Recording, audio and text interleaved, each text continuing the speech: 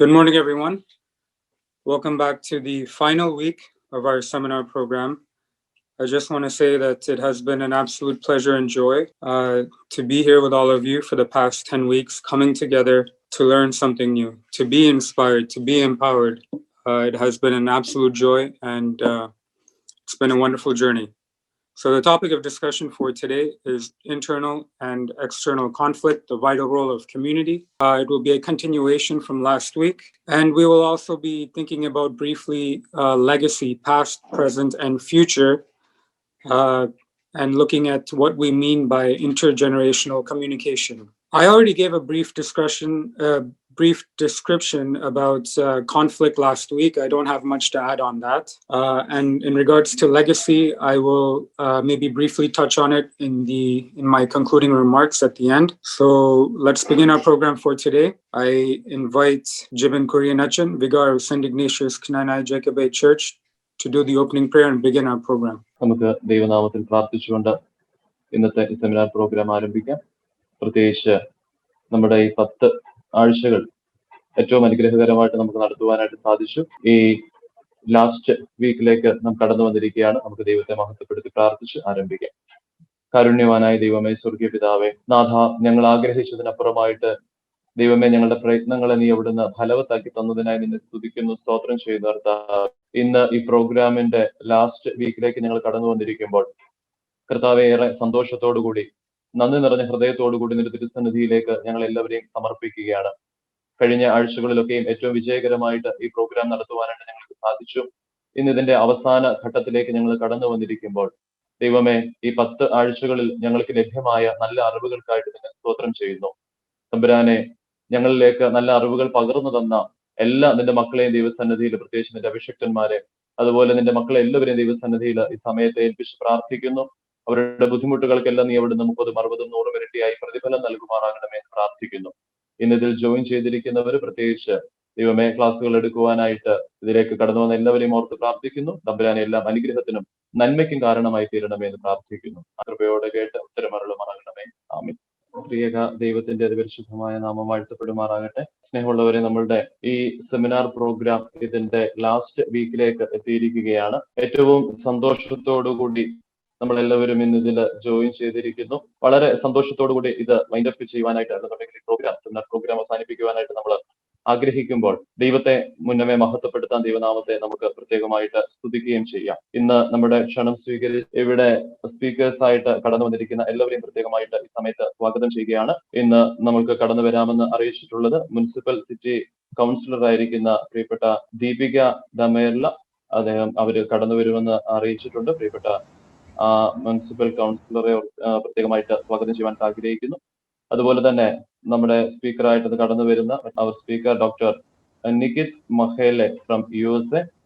Doctor, we warmly welcome you. അതുപോലെ തന്നെ നമ്മുടെ മുൻ സെമിനാറിൽ കടന്നു വന്ന പ്രിയപ്പെട്ട പ്രസാദ് നായർ വീണ്ടും നമുക്ക് ക്ലാസ്സുകൾ എടുക്കുവാനായിട്ട് കടന്നു വന്നിട്ടുണ്ട്. പ്രിയപ്പെട്ട ശ്രീ പ്രസാദ് നായരെ ഈ സമയത്ത് പ്രത്യേകമായിട്ട് ടൊറന്റോ സെന്റ് ഇഗ്നേഷ്യസ് ജ്ഞാനായ യാക്കോബായ ഇടവകയുടെ നാമത്തിൽ പ്രത്യേകമായിട്ട് ഈ പ്രോഗ്രാമിലേക്ക് സ്വാഗതം ചെയ്യുകയാണ്. പ്രിയമുള്ളവരെ, ഇന്നത്തെ ഫസ്റ്റ് സ്പീക്കറായിട്ട് ക്രമീകരിക്കപ്പെട്ടിരിക്കുന്നത് ബലഹീനനായ ഞാൻ തന്നെയാണ്.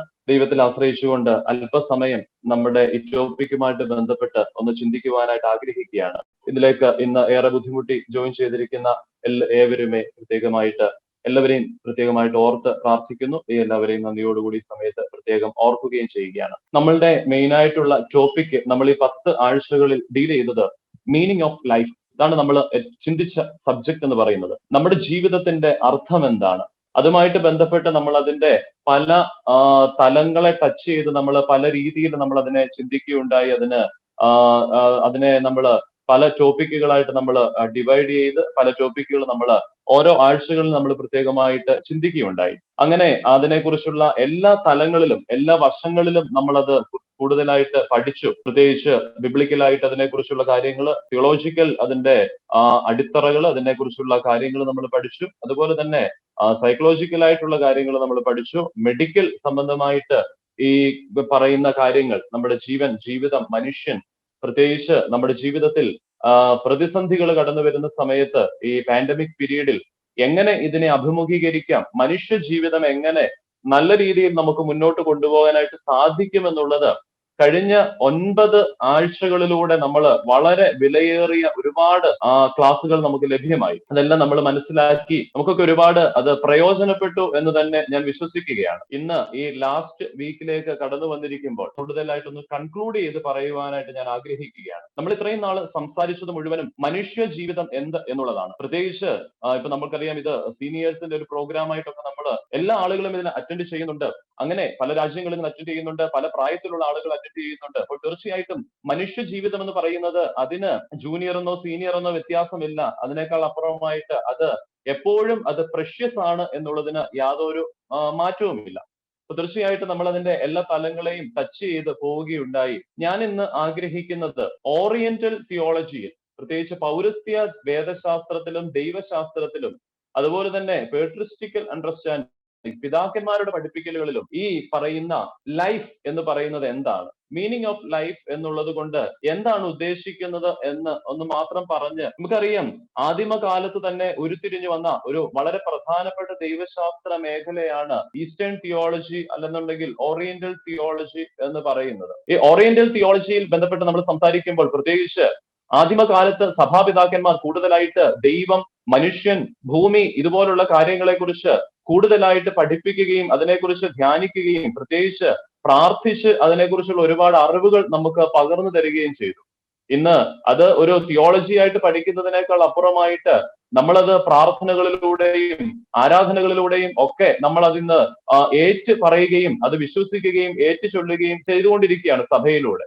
തീർച്ചയായിട്ടും ഈ ഓറിയന്റൽ തിയോളജി അനുസരിച്ച്, അല്ലെന്നുണ്ടെങ്കിൽ പൗരസ്ത്യ വേദശാസ്ത്രവും പൗരസ്ത്യ ദൈവശാസ്ത്രത്തിന്റെ പഠിപ്പിക്കൽ അനുസരിച്ച് അത് കൃത്യമായിട്ടും വേദപുസ്തകത്തിൽ അടിസ്ഥാനമിട്ടും അടിത്തറയിട്ടും തന്നെയാണ് അത് പഠിപ്പിക്കുന്നതും അത് കൂടുതലായിട്ട് പറയുന്നതും. അവിടെ വ്യക്തമായിട്ട് പറയുന്ന ഒരു കാര്യമാണ് മനുഷ്യൻ എന്ന് പറയുന്നത് മഹിമയുള്ളവനാണ്. അല്ലെന്നുണ്ടെങ്കിൽ ഈ ജീവിതം എന്ന് പറയുന്നതും ഈ മീനിങ് ഓഫ് ലൈഫ് എന്ന് പറയുന്നത് പ്രഷ്യസ് ആണ് എന്ന് വ്യക്തമായിട്ട് പലയിടങ്ങളിലും ഓർമ്മപ്പെടുത്തുന്നുണ്ട്. മനുഷ്യനെ സൃഷ്ടിച്ച ദൈവം, അവൻ മനുഷ്യനെ ഏത് തരത്തിൽ സൃഷ്ടിച്ചു എന്നുള്ളതിനെ കുറിച്ച് ചിന്തിക്കുമ്പോഴും പഠിക്കുമ്പോഴുമാണ് മനുഷ്യന്റെ വില എന്താ എന്ന് അറിയുന്നത് എന്ന് വ്യക്തമായിട്ട് പൗരസ്ത്യ പിതാക്കന്മാരും അല്ലെന്നുണ്ടെങ്കിൽ നമ്മുടെ വേദശാസ്ത്രവും ഒക്കെ വ്യക്തമായിട്ട് അത് ഓർമ്മപ്പെടുത്തുന്നുണ്ട്. വ്യക്തമായിട്ട് അവിടെ പറയുന്നുണ്ട്, ദൈവ സ്നേഹത്തിൽ നിന്നാണ് മനുഷ്യൻ സൃഷ്ടിക്കപ്പെട്ടിരിക്കുന്നത്. അതാണ് ഏറ്റവും പ്രധാനപ്പെട്ടത്. ദൈവ സ്നേഹത്തിൽ നിന്ന് മനുഷ്യൻ സൃഷ്ടിക്കപ്പെട്ടത് കൊണ്ട് തന്നെ മനുഷ്യന്റെ ജീവിതം വിലയേറിയതാണ്. മനുഷ്യന്റെ ജീവിതം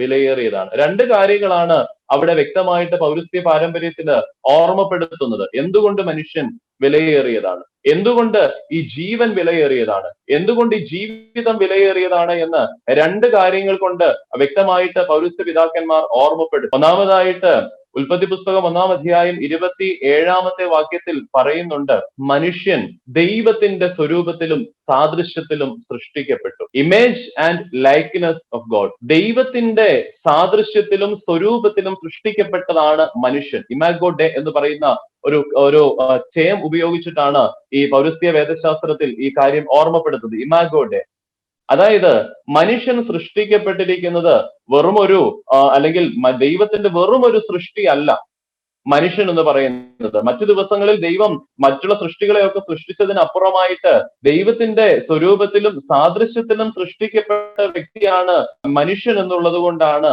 മനുഷ്യന് വേദപുസ്തകത്തിലും അല്ലെങ്കിൽ പിതാക്കന്മാരുടെ പഠിപ്പിക്കലുകളിലും വ്യക്തമായിട്ട് വില ഏറിയതാണ് എന്ന് പറയുവാനായിട്ടുള്ള ഒന്നാമത്തെ കാര്യം. ഇനി രണ്ടാമതായിട്ട് അവിടെ പറയുന്നുണ്ട്, ഉൽപ്പത്തി പുസ്തകം 2-ാം അധ്യായം 7-ാമത്തെ വാക്യത്തിൽ വീണ്ടും പറയുന്നുണ്ട്, മനുഷ്യന് ജീവൻ ലഭിക്കുന്നത് അത് ദൈവം ഊതിക്കൊടുത്ത ശ്വാസത്തിലൂടെയാണ്. മനുഷ്യന് ജീവൻ ലഭിക്കുന്നത് ദൈവം ഊതിക്കൊടുത്ത ശ്വാസത്തിലൂടെയാണ്. അപ്പോൾ നമ്മൾ മനസ്സിലാക്കണം, നമ്മളുടെ ഉള്ളിലുള്ള ജീവൻ എന്ന് പറയുന്നത് ദൈവത്തിന്റെ ശ്വാസമാണ്. Breath of God. ദൈവത്തിന്റെ ശ്വാസമാണ് നമ്മളുടെ ജീവൻ എന്ന് പറയുന്നത്. അപ്പൊ തീർച്ചയായിട്ടും ഈ ദൈവം ഊതി തന്ന ശ്വാസമാണ് നമ്മുടെ ഉള്ളിലുള്ളത്.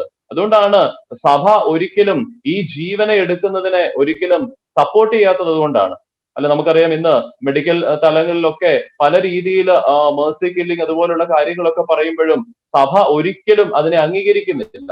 കാരണം എന്ന് പറയുന്നത് ജീവനെ നൽകിയത് ദൈവമാണ്. മനുഷ്യനെ സൃഷ്ടിച്ചത് ദൈവമാണ്. ആ ജീവൻ തിരിച്ചെടുക്കാൻ അവകാശമുള്ളത് ദൈവത്തിന് മാത്രമാണ്. ഒരു വലിയ വിശ്വാസം വേദപുസ്തകത്തിലുണ്ട്. അല്ലെ, നമുക്കറിയാം സുറിയാനി സഭയുടെ ക്രമീകരണത്തിൽ ആത്മഹത്യ ചെയ്തു കഴിഞ്ഞാൽ ആ ശവസംസ്കാരം പോലും ഒരിക്കലും കോമൺ ആയിട്ടുള്ള ഒരു ശവസംസ്കാരം പോലും ലഭ്യമാകുകയില്ല. കാരണം ദൈവം നൽകിയ ശ്വാസമാണിത്. മനുഷ്യന്റെ ഉള്ളിലുള്ള ജീവശ്വാസം എന്ന് പറയുന്നത് ദൈവത്തിന്റെ ജീവനാണ്, ദൈവത്തിന്റെ ശ്വാസമാണ് എന്നുള്ളത് കൊണ്ടാണ് മനുഷ്യനെ ഇത്രമാത്രം വിലയേറിയതായിട്ടും മനുഷ്യ ജീവനും ജീവിതത്തിനും ഇത്രമാത്രം വിലയുണ്ട് എന്ന് സഭ നമ്മളെ പഠിപ്പിക്കുന്നത് എന്ന് നാം മനസ്സിലാക്കിയിരിക്കണം.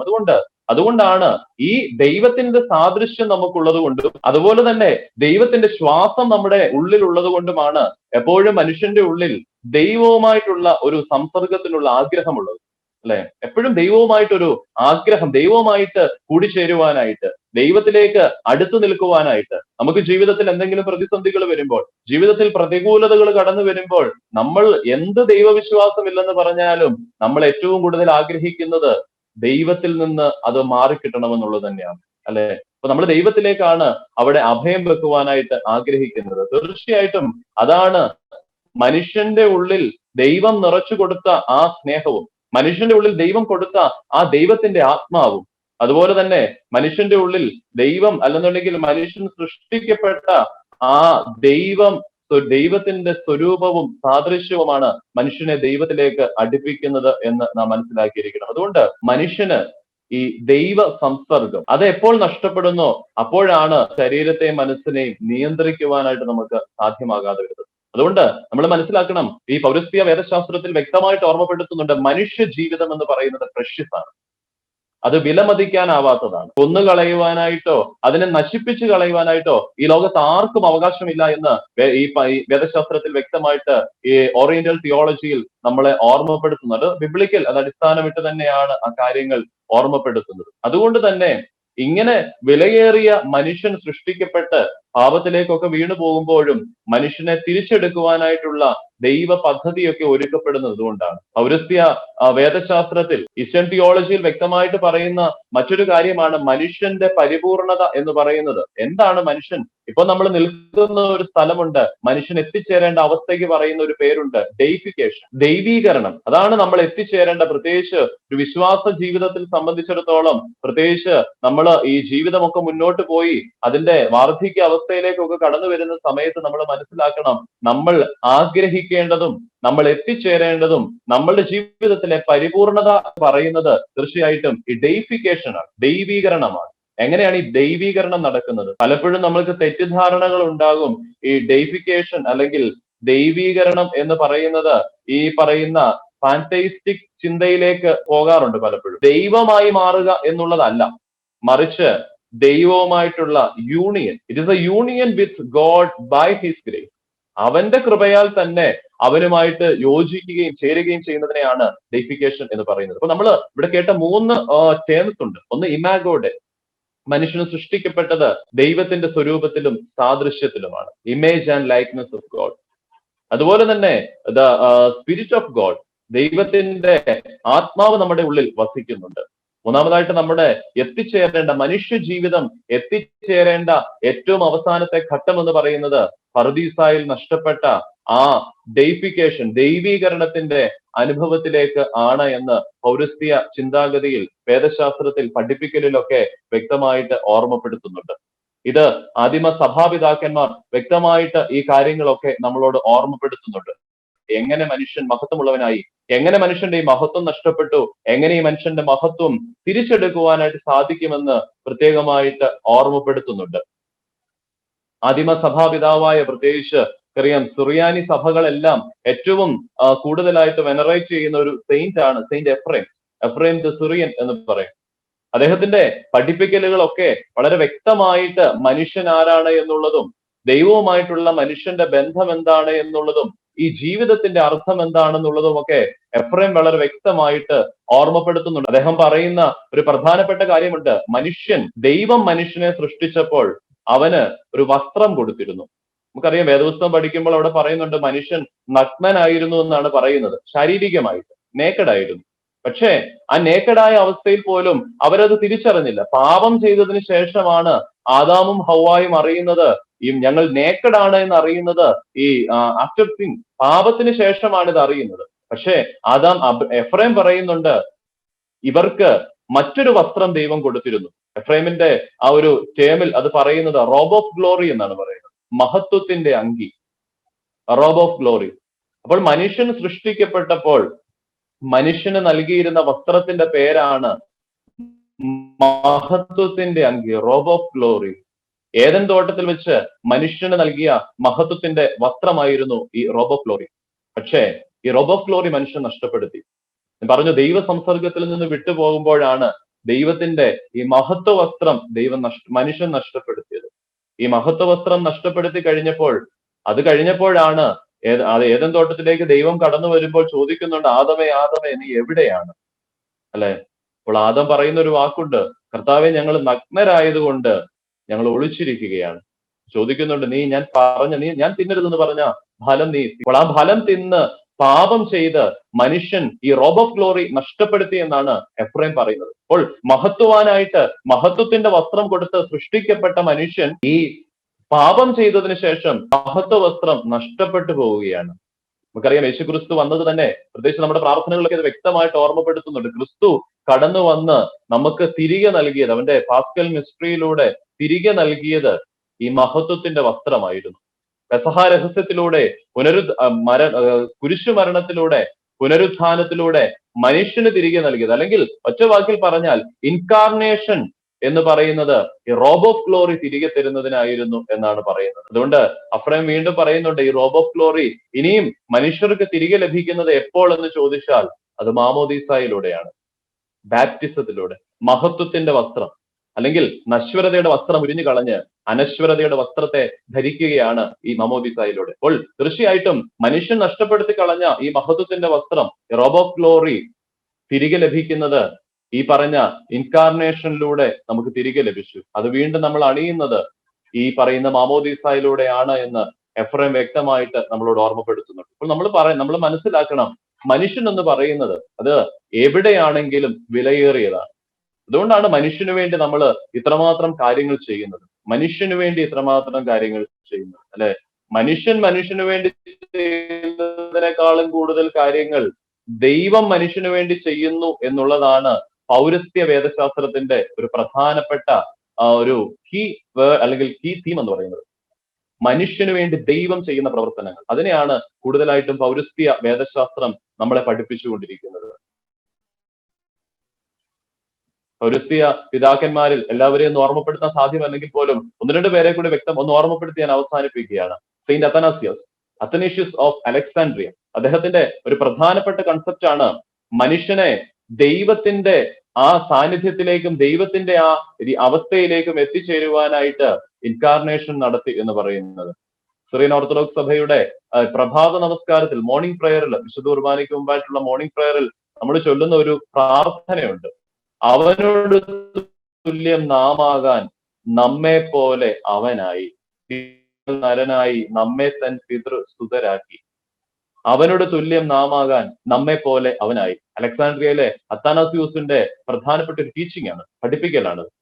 ദൈവം എന്തിന് മനുഷ്യനായി എന്ന് ചോദിച്ചാൽ, മനുഷ്യൻ ഒരിക്കലും തനിയെ ദൈവത്തിലേക്ക് എത്തിച്ചേരുവാനായിട്ട് സാധ്യമാകില്ല എന്നുള്ളത് മനസ്സിലാക്കി ദൈവം മനുഷ്യനായി തീരുകയും ഈ മനുഷ്യനായ ദൈവം ഭൂമിയിൽ ചേർത്ത് നിർത്തുകയും ചെയ്തു എന്നാണ് അത്താനാസിയൂസ് വ്യക്തമായിട്ട് ഓർമ്മപ്പെടുത്തുന്നത്. നമ്മൾ വ്യക്തമായിട്ട് മനസ്സിലാക്കുക, മനുഷ്യൻ അത്രമാത്രം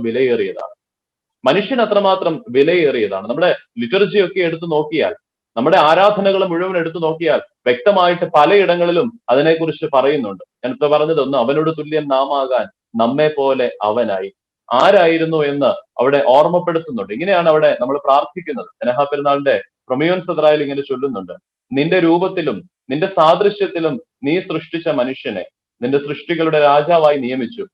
അലസത മൂലം അവൻ ഈ വിശിഷ്ട ദാനത്തിൽ നിന്ന് നിബന്ധിച്ചു പോയപ്പോൾ അവനിൽ പറ്റിയ മാലിന്യത്തെ രണ്ടാം ജനനം മുഖാന്തരം കഴുകിക്കളഞ്ഞുകൊണ്ട് ജഡപ്രകാരമുള്ള നിന്റെ വരവാൽ വീണ്ടും ദൈവീക പദവിയിലേക്ക് നീ അവനെ പുനരാനേഷിച്ചു. മനസ്സിലാക്കുക, നമ്മുടെ പിതാക്കന്മാർ എഴുതി തന്നു, പ്രാർത്ഥിക്കുവാൻ നമ്മൾ ക്രമീകരിച്ചു. മനുഷ്യൻ, ദൈവത്തിന്റെ സാദൃശ്യത്തിൽ സൃഷ്ടിക്കപ്പെട്ട മനുഷ്യൻ സകല സൃഷ്ടികളുടെയും രാജാവായിട്ടാണ് ദൈവം അവനെ നിയമിച്ചത്.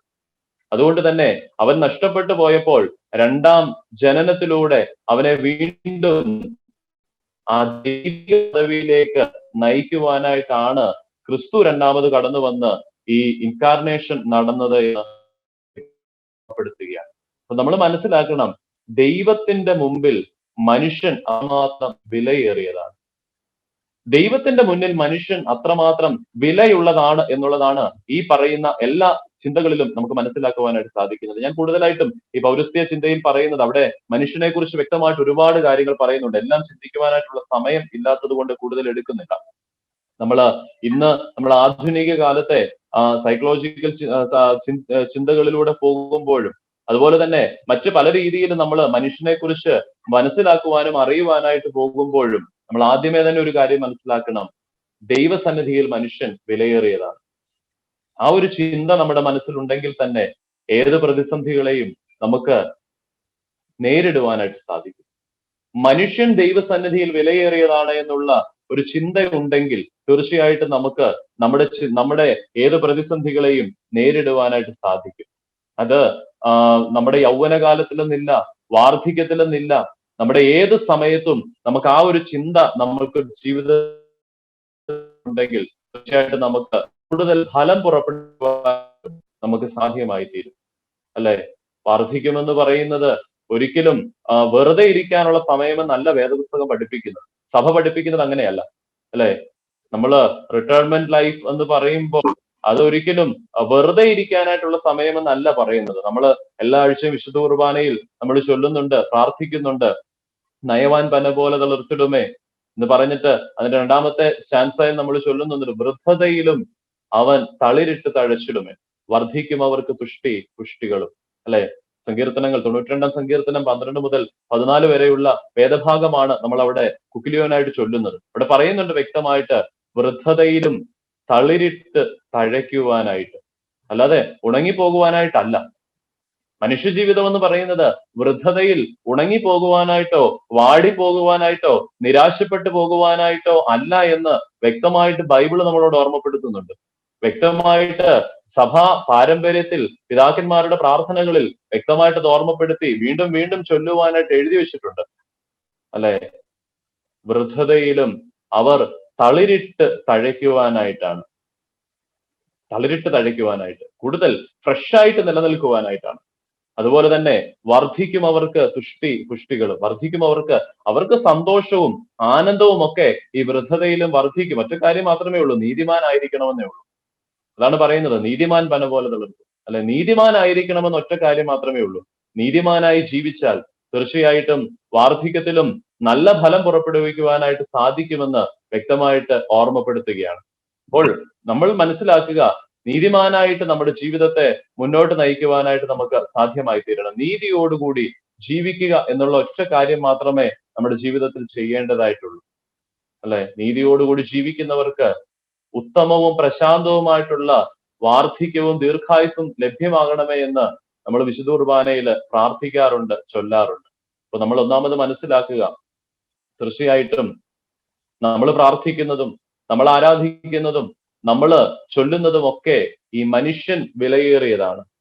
മനുഷ്യ ജീവിതം എന്ന് പറയുന്നത് വിലപ്പെട്ടതാണ് എന്നുള്ളതും മനുഷ്യ ജീവിതം എന്ന് പറയുന്നത് അത് അനുഗ്രഹമുള്ളതാണ് എന്നും വ്യക്തമായിട്ട് നമ്മുടെ എല്ലാ ഓർമ്മപ്പെടുത്തലിലും നമ്മളോട് പറയുന്നുണ്ട്. വേദപുസ്തകം അത് നമ്മളോട് ഓർമ്മപ്പെടുത്തുന്നുണ്ട്.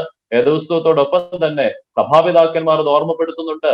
അതുപോലെ തന്നെ സഭയുടെ പ്രാർത്ഥനകളിലും സഭയുടെ ആരാധനകളിലും ഒക്കെ അത് വ്യക്തമായിട്ട് ഓർമ്മപ്പെടുത്തുന്നുണ്ട്. ഞാൻ പറഞ്ഞത്, കൗൺസിലിംഗ് ഉണ്ട്, അതുപോലുള്ള എല്ലാ കാര്യങ്ങളും നമുക്കിന്ന് മെഡിക്കൽ സംബന്ധമായിട്ട് മനുഷ്യന് നല്ല രീതിയിൽ ജീവിക്കാനായിട്ടുള്ള എല്ലാ കാര്യങ്ങളും നമ്മുടെ ചുറ്റുപാടും ഉണ്ടെങ്കിലും, സയൻസ് ഒരുപാട് വളർന്നിട്ടുണ്ടെങ്കിലും, കഴിഞ്ഞ ആഴ്ചയും ഓർമ്മപ്പെടുത്തി, ജോസലിനച്ചനൊക്കെ അത് പ്രത്യേകമായിട്ട് ഓർമ്മപ്പെടുത്തി, മാസ്റ്റർ കൗൺസിലർ എന്ന് പറയുന്നത് ദൈവമാണ്.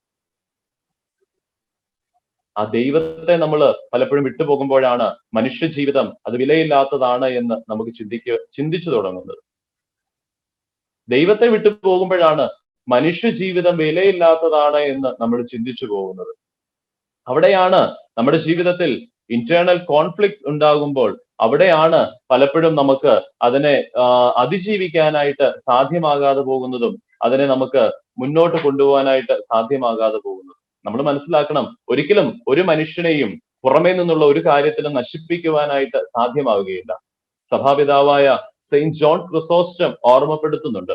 സ്വർണ്ണനാവുകാരനായ മോർ ഇവാനിയോസ് എന്ന് പറയുന്ന പിതാവാണ് സെയിന്റ് ജോൺ ക്രിസോസ്റ്റം. അദ്ദേഹത്തിന്റെ ഒരു പ്രസിദ്ധമായിട്ടുള്ള ഒരു വാക്യമുണ്ട്. അദ്ദേഹം ഇങ്ങനെ പറയുന്നുണ്ട്: no one can harm the man who does not harm himself. ഒരു മനുഷ്യനും അവന്റെ ഉള്ളിൽ നിന്ന് നശിപ്പിക്കാതെ ഒരു മനുഷ്യനെയും, അല്ലെങ്കിൽ മുറിവേൽപ്പിക്കാതെ വേദനിപ്പിക്കാതെ ഒരു മനുഷ്യനും നശിക്കുന്നില്ല, വേദനിക്കുന്നില്ല, മുറിവേൽക്കുന്നില്ല എന്ന് സെയിന്റ് ജോൺ ക്രിസോസ്റ്റം പറയുന്നുണ്ട്. അപ്പൊ നമ്മൾ മനസ്സിലാക്കണം, ഇത് നമ്മുടെ ജീവിതത്തിൽ ഏതൊക്കെ പ്രതിസന്ധികൾ കടന്നു വന്നാലും, ജീവിതത്തിൽ ഏതൊക്കെ പ്രതികൂലതകളിലൂടെ കടന്നു വന്നാലും, നമ്മൾ മനസ്സിൽ എപ്പോഴും ചിന്തിക്കേണ്ടതും, എപ്പോഴും നമ്മൾ മനസ്സിൽ ധ്യാനിച്ചിരിക്കേണ്ടതും, എപ്പോഴും നമ്മൾ മനസ്സിൽ കൊണ്ടു നടക്കേണ്ടതുമായിട്ടുള്ള പ്രധാനപ്പെട്ട ചിന്തകളിൽ പല കാര്യങ്ങളും ഇന്ന് പൗരസ്ത്യ ചിന്തകളിലൂടെ നമ്മൾ മനസ്സിലാക്കി. ഒന്ന്, നമ്മൾ ദൈവത്തിന്റെ സാദൃശ്യത്തിൽ സൃഷ്ടിക്കപ്പെട്ടിരിക്കുന്നതാണ്. ഈ മനുഷ്യ രൂപം എന്ന് പറയുന്നത് ദൈവത്തിന്റെ സ്വരൂപമാണ് എന്ന് പറയുന്നുണ്ട്. മനുഷ്യന് നൽകിയ ദൈവസ്വരൂപം, ദൈവ സാദൃശ്യം അത് മനുഷ്യന്റെ സ്വാതന്ത്ര്യമാണെന്ന് പിതാക്കന്മാർ ഓർമ്മപ്പെടുത്തുന്നുണ്ട്. തീർച്ചയായിട്ടും ഈ മനുഷ്യന് നൽകപ്പെട്ടിരിക്കുന്ന ഇമാഗോടെ ദൈവസ്വരൂപവും ദൈവ സാദൃശ്യവും അത് നമുക്ക് മാത്രമേ കിട്ടിയിട്ടുള്ളൂ, മനുഷ്യന് മാത്രമേ ലഭ്യമായിട്ടുള്ളൂ. അതുകൊണ്ടാണ് മനുഷ്യനെ സൃഷ്ടിയുടെ രാജാവായി ദൈവം നിയമിച്ചു എന്ന് ഇവിടെ ഓർമ്മപ്പെടുത്തിയത്. അപ്പൊ തീർച്ചയായിട്ടും നമ്മൾ മനസ്സിലാക്കുക, ഈ സ്വരൂപത്തിലും ഈ സാദൃശ്യത്തിലും സൃഷ്ടിക്കപ്പെട്ട മനുഷ്യൻ വിലയുള്ളവനാണ്. രണ്ടാമത് ഏറ്റവും പ്രധാനപ്പെട്ട കാര്യം, നമ്മുടെ ഉള്ളിലെ ജീവൻ എന്ന് പറയുന്നത് ദൈവത്തിന്റെ ശ്വാസമാണ്. അല്ലെ, മനുഷ്യന്റെ മൂക്കിൽ അവൻ ജീവശ്വാസം ഊതി എന്നാണ് അവിടെ ഓർമ്മപ്പെടുത്തുന്നത്. അപ്പോൾ ദൈവത്തിന്റെ ശ്വാസമാണ് നമ്മളുടെ ജീവൻ എന്ന് പറയുന്നത്. അതാണ്, that is the exact meaning of life. ദൈവശ്വാസമാണ് എന്റെ ജീവിതം. അതുകൊണ്ട് ആ ജീവിതത്തെ പഴി പറയാൻ നമുക്ക് അവകാശമില്ല. അല്ലെ, ഇന്ന് പലപ്പോഴും വാർദ്ധക്യത്തിലേക്കൊക്കെ എത്തിക്കഴിയുമ്പോൾ, പ്രായമായി കഴിയുമ്പോൾ ആളുകൾ, പ്രത്യേകിച്ച് നാട്ടിലൊക്കെയുള്ള ആളുകൾ പറയാറുണ്ട്, ഇത്രയും ആയുസ്സായി, ഇനിയെങ്കിലും ദൈവം അങ്ങ് വിളിച്ചാൽ മതിയായിരുന്നു, ഇനിയും ജീവിച്ചിരുന്നിട്ട് എന്തിനാണ്? പ്രായമോ അല്ലെന്നുണ്ടെങ്കിൽ സാഹചര്യമോ ഒന്നുമല്ല, ഉള്ളിലുള്ള ജീവൻ എന്ന് പറയുന്നത് ദൈവത്തിന്റെ ശ്വാസമാണ് എന്ന് നമ്മൾ ഒരിക്കലും മറന്നുപോകും. അപ്പോൾ ഈ ദൈവശ്വാസം അത് നമ്മൾ എപ്പോഴും മനസ്സിലാക്കിയിരിക്കണം. അതാണ് നമ്മുടെ ജീവൻ എന്ന് പറയുന്നത്, ദൈവത്തിന്റെ ശ്വാസം, ദൈവത്തിന്റെ ആത്മാവ്. അപ്പോൾ തീർച്ചയായിട്ടും അതുകൊണ്ട് തന്നെ മനുഷ്യന്റെ ജീവിതം വിലയേറിയതാണ്. നമ്മുടെ ജീവിതം നമ്മൾ എത്തിച്ചേരേണ്ട ഏറ്റവും പ്രധാനപ്പെട്ട അവസ്ഥ ദൈവികേഷനാണ്. ദൈവീകരണത്തിലേക്ക് എത്തിച്ചേരുവാനായിട്ട്, ദൈവ സാന്നിധ്യത്തിലേക്ക് എത്തിച്ചേരുവാനായിട്ട്, നമ്മുടെ ആത്മീയത വളരേണ്ടതും നമ്മുടെ വിശ്വാസ ജീവിതം എത്തിച്ചേരേണ്ടതും ഈ ഡെയിഫിക്കേഷനിലേക്കാണ്. യൂണിയൻ വിത്ത് ഗോഡ്, ദൈവവുമായിട്ടുള്ള ആ ഒരു സംസർഗത്തിലേക്ക് എത്തിച്ചേരുവാനായിട്ട് നമുക്ക് ഇടയായി തീരണം. അതുകൊണ്ട് നമ്മുടെ ജീവിതത്തിലെ മഹത്വത്തിന്റെ വസ്ത്രത്തെ വീണ്ടെടുത്തുകൊണ്ട് നമ്മൾ ഈ ജീവിതം പ്രഷ്യസ് ആണെന്നുള്ള ഒരു ബോധ്യത്തോടുകൂടി, അവസാനം സെയിന്റ് ജോൺ ക്രിസോസ്റ്റം പറഞ്ഞതുപോലെ, ഒരിക്കലും മറ്റുള്ളതിനൊന്നിനും നമ്മളെ നശിപ്പിക്കാനായിട്ട് പറ്റില്ല. ദിവസവും അത് വ്യക്തമായിട്ട് പറഞ്ഞു, പുറമേയുള്ള ഒന്നിനും നമ്മളെ നശിപ്പിക്കാൻ പറ്റില്ല. ഒരു വീട് കവർ ചെയ്യണമെന്നുണ്ടെങ്കിൽ അത് അതിനുള്ളിൽ ഉള്ളവർ തന്നെ വെച്ചാൽ മാത്രമേ അത് അങ്ങനെ ആവുകയുള്ളൂ. അതുകൊണ്ട് ഈ ജീവൻ വിലയേറിയതാണെന്നുള്ള ബോധ്യത്തോടുകൂടി, ഈ ജീവിതം വിലയേറിയതാണെന്നുള്ള ബോധ്യത്തോടുകൂടി നമ്മുടെ ജീവിതത്തെ നമുക്ക് മനസ്സിലാക്കുവാനായിട്ട് സാധ്യമാകട്ടെ എന്ന് പ്രാർത്ഥിക്കുകയാണ്, അതിനായിട്ട് ആശംസിക്കുകയാണ്. തീർച്ചയായിട്ടും ഈ സെമിനാർ പ്രോഗ്രാം ആത്യന്തികമായിട്ട് നമ്മളെ ചേർത്തിരിക്കുന്നത് ഈ ഒരു അർത്ഥത്തിലേക്കാണ്. മനുഷ്യ ജീവിതം വിലയുള്ളതാണ്. അത് പ്രായത്തിന്റെ അടിസ്ഥാനത്തിലല്ല, അത് സുഖസൗകര്യങ്ങളുടെ അടിസ്ഥാനത്തിലല്ല, അത് സമ്പത്തിന്റെ അടിസ്ഥാനത്തിലല്ല, സ്ഥാനത്തിന്റെയോ വിദ്യാഭ്യാസത്തിന്റെയോ അടിസ്ഥാനത്തിലല്ല, മറിച്ച് ഇത് ദൈവത്തിന്റെ ശ്വാസമാണ് നമ്മുടെ ഉള്ളിലുള്ളത്. അതിനാൽ തന്നെ അതിന് ഒരിക്കലും നമുക്ക് വില മതിക്കുവാനായിട്ട് പറ്റുകയില്ല. തീർച്ചയായിട്ടും ഈ ഒരു ചിന്തയോടുകൂടി നമ്മൾ മുന്നോട്ട് പോകുമ്പോൾ ഏത് പ്രതിസന്ധിയെ നമുക്ക് അഭിമുഖീകരിക്കുവാനായിട്ട് പറ്റും, ഏത് പ്രതികൂലതകളിൽ നമുക്ക് ദൈവത്തോട് ചേർന്ന് ജീവിക്കുവാനായിട്ട് നമുക്ക് സാധ്യമായി തീരും.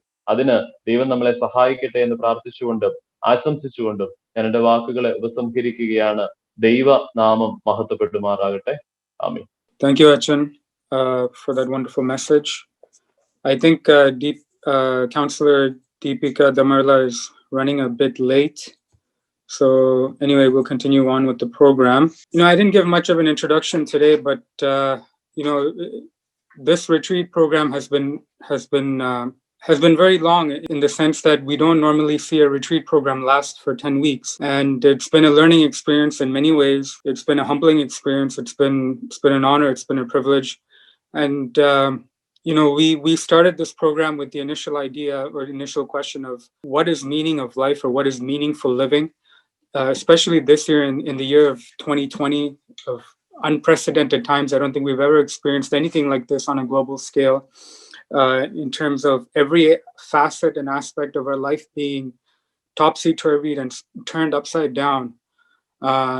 And we can't even physically come together to support each other morally. We're so socially isolated and distanced from everyone else. And the irony is that we were able to come together now more than we have ever done in the last 3 decades that I've been in Canada. I've never seen anything happen in the Malayali community where we've had a platform like these kind of educational seminars where we can learn from experts in our communities with knowledge sharing. I got a lot of emails and a lot of outpouring of love and support and encouragement from from strangers I don't even know, from random people in the community. I was getting emails saying that, thank you so much for doing something like this. We've never had something like this. We are in a healthcare, we're in a certain field. We work in social work, or we work in different fields, but there's a real dearth of having a place where we can discuss ideas. And it really is, when we talk about abstract ideas, some of the topics that we talked about was very dry, very somber topics: depression, suicide. It's not like a very lighthearted or entertaining topic to really be discussing for 2 hours or 3 hours on end.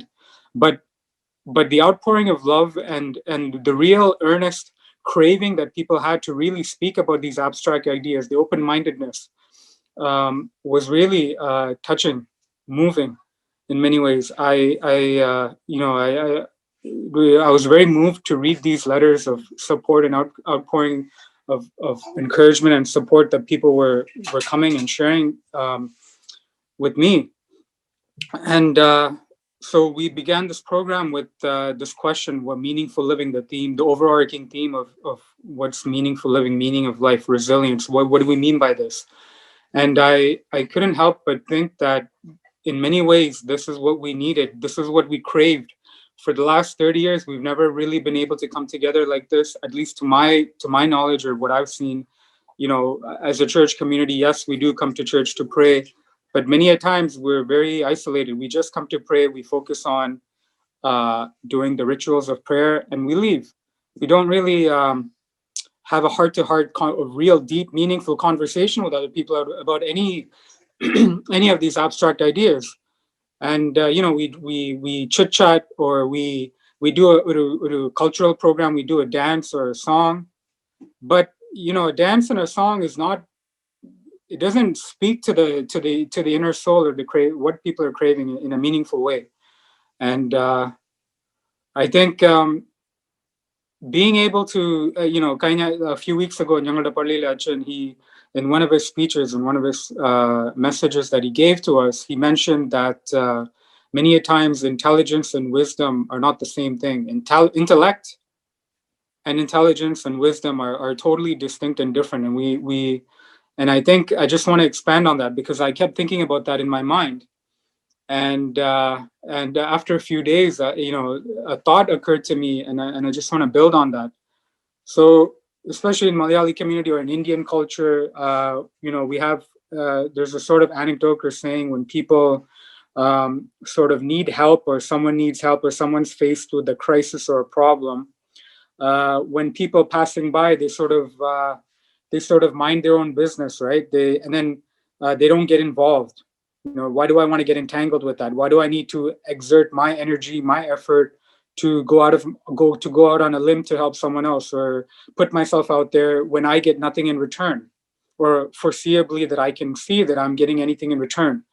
And they call that, so in Malayalam, oh, pulli medukana, pulli pullida karyam nokki. The other medukana, there's a saying. So just to translate for people that don't speak Malayalam, so for someone that sort of minds his own business and doesn't get entangled or go out on a limb to help someone else, in Malayalam we say medika means smart. Oh, he's smart. He was behaving smart. He sort of looked at it. He focused on his own goals and his own agenda, and he didn't waste time on someone else. That was smart. It's, there's a lot of meanings for that, but it roughly translates to smart. And when Achan talked about this theme or this lesson of intelligence and intellect, book smarts is not wisdom. I just wanted to build on that and say that, not helping someone is not smart. To have this overall, because there's a reason that this is ingrained in our culture, right? So this is an underlying thought that people believe that it's smarter to stay out of helping someone else, to stay out of someone else's problem, to help them out of it, and waste your time and effort on helping someone else, right? If you're not getting anything out of it. And to say that's not wisdom, that's not intelligence, that's not smart. And many a times what happens is this, what it's not smart, what it's actually called, the real name for it is narrow-mindedness, short-sightedness, Malayalati parna idingiya manobhavam, right? That's what it is. And let's not confuse ourselves with smartness for being really selfishness and short-sightedness. And when we talk about resilience in the face of adversity, the strength, and to use an analogy from sports or from English, is your chain is only as strong as the weakest link. Your team is only as strong as the weakest player.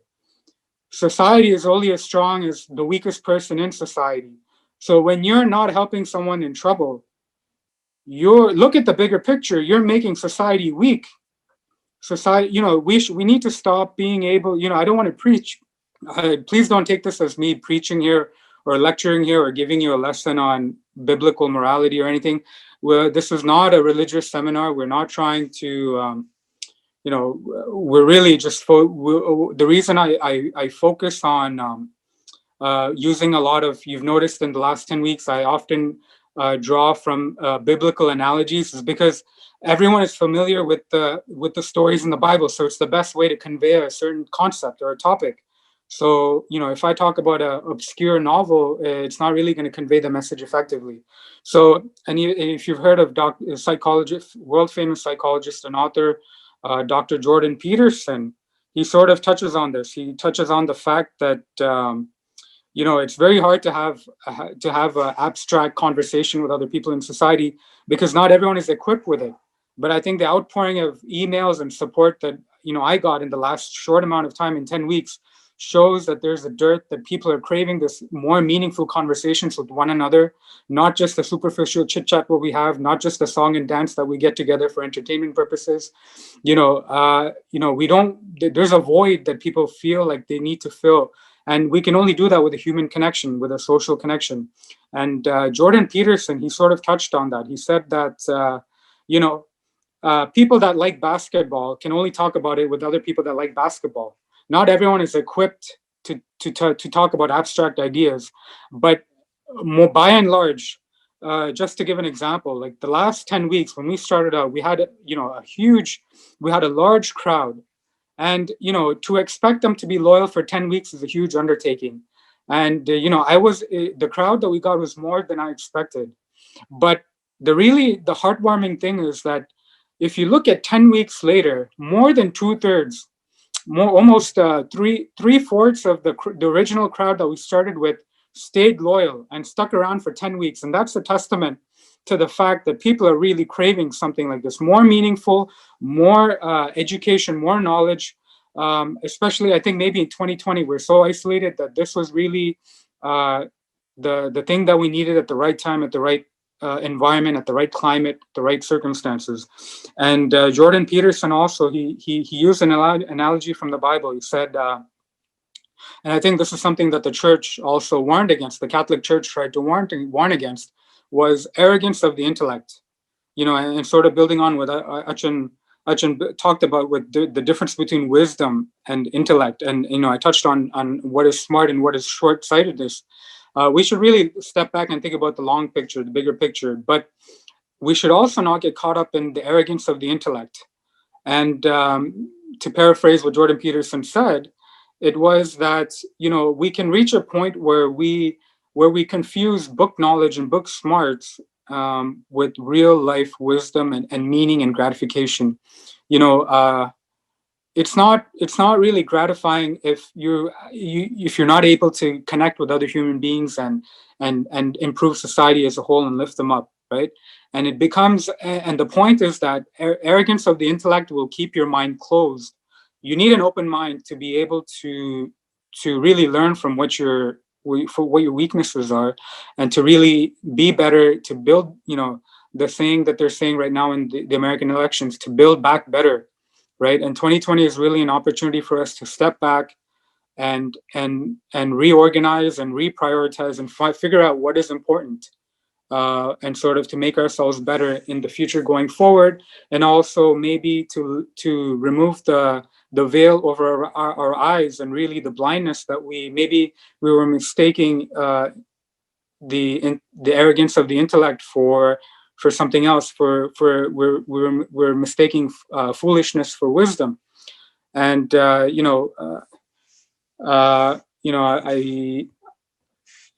don't want to be I don't want you guys to feel like I'm preaching here or lecturing here. I'm not by any means, but I'm just I was so moved by the last 10 weeks that I felt that it was important to sort of to wrap up everything in terms of what we started with 10 weeks ago, this question of meaning of life and resilience. And and just to paraphrase to what Jordan Peterson said, Dr. Jordan Peterson said, was there's a reason why in the Bible, the wise people that wrote the Bible, why Christ was really a carpenter. Jesus Christ could have been a scholar. He could have been a high-ranking official.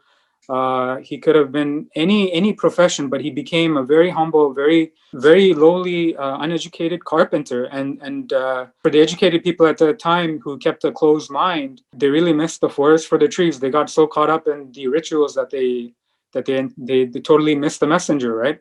And so I think there's a point here that we can learn something from anyone, and we need to have an open mind. And meaningful living is when we can sort of overcome our pettiness and the short-sightedness and the narrow-mindedness, and not mistake that for arrogance of the intellect or for being smart, but it's really a failing to and a disservice to the fundamental. I think I'll just wrap up. So I was sort of leaving my thoughts to the end, but I just sort of decided to add that now.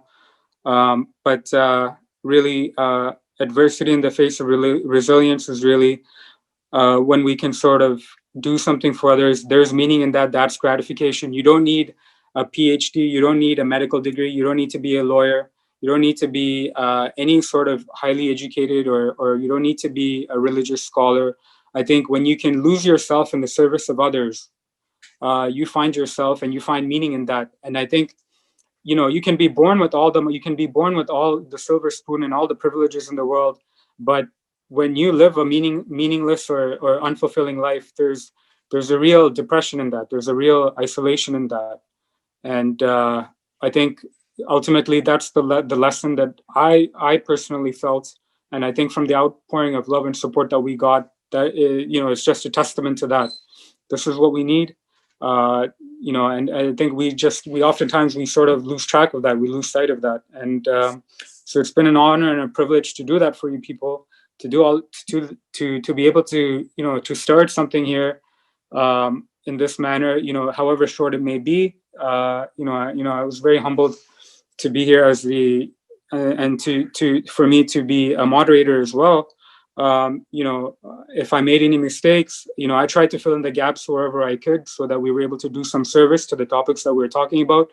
Because for me to sort of superficially go past everything without really touching on it in an important way, in a meaningful way, it would have been a disservice to many of the important topics and themes that we had going on and the discussions. And I try to correlate with the best possible and fill in any of the gaps.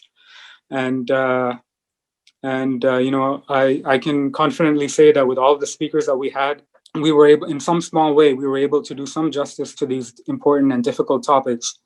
And just to sort of give an example of sort of the prevalent sort of ways that people fool themselves is that we often mistake ourselves, and then ultimately we don't find fulfillment. Is that recently I overheard a conversation with another doctor, and in a moment of argument, he sort of blurted out, "Hey, you guys know that you guys don't preach to me, don't tell me about helping other people. I help 2,000 people. I have 2,000 patients that I help. So I help a lot of people." And I think that's a little bit short-sighted in terms of that's arrogance of the intellect or intelligence or degrees or positions, because really what makes you any different than a carpenter who builds houses for people, a brick mason who builds houses for people and make sure that they have a roof over their head and that roof does not collapse and their life is 24 hours 7 days a week safe and protected and not in peril or jeopardy. If someone was to do a charity or a clinic, I can understand in saying that I help 2,000 patients. But if you are performing your job where you get paid as a salary, very handsomely, I might add, to call that a charity, it's not charity. Let's not, yes, you do something, your job happens to help people in a helpful way. It's a limited thing that not a common person can do. You spend a lot of time to be educated. But, it's a little bit of arrogance of the intellect, and it's a little bit short-sighted. And it's not really fulfilling at the end of the day. And there's no easy way to sugarcoat this, but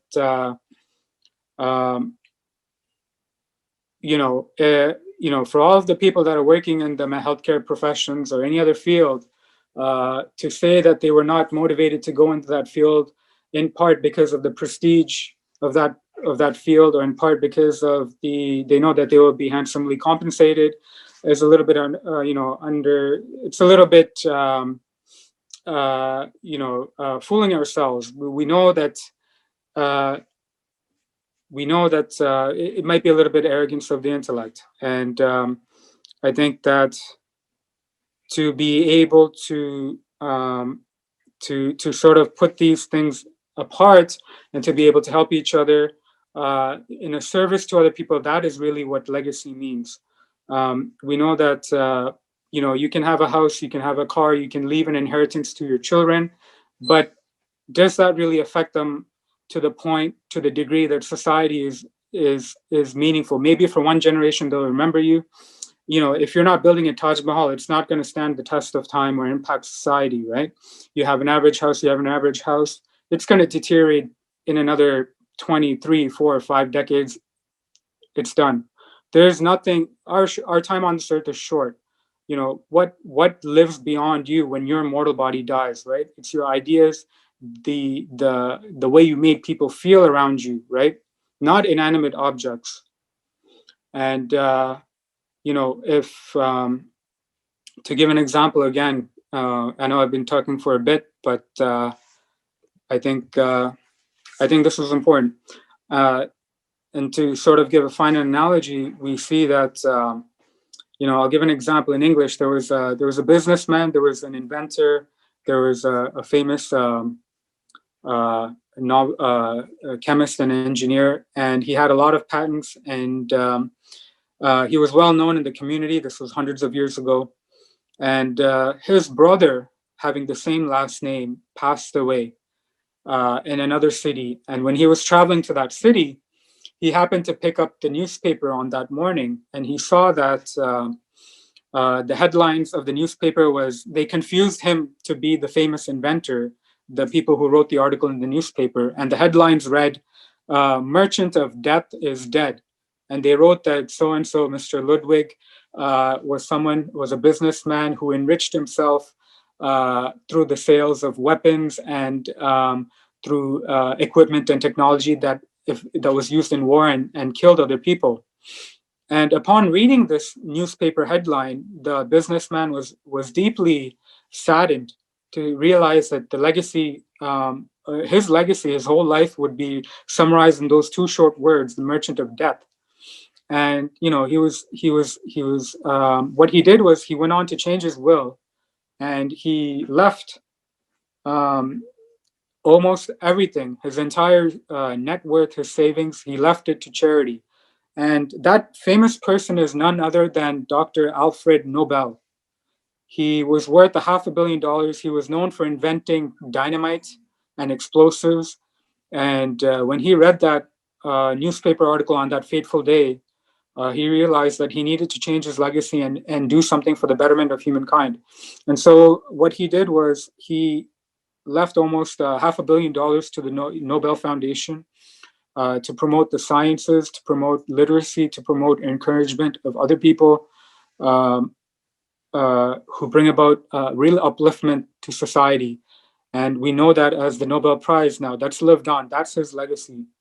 And I think that there's also another question that I had or debate that I had with other people recently was what is the difference between a prophet and a priest?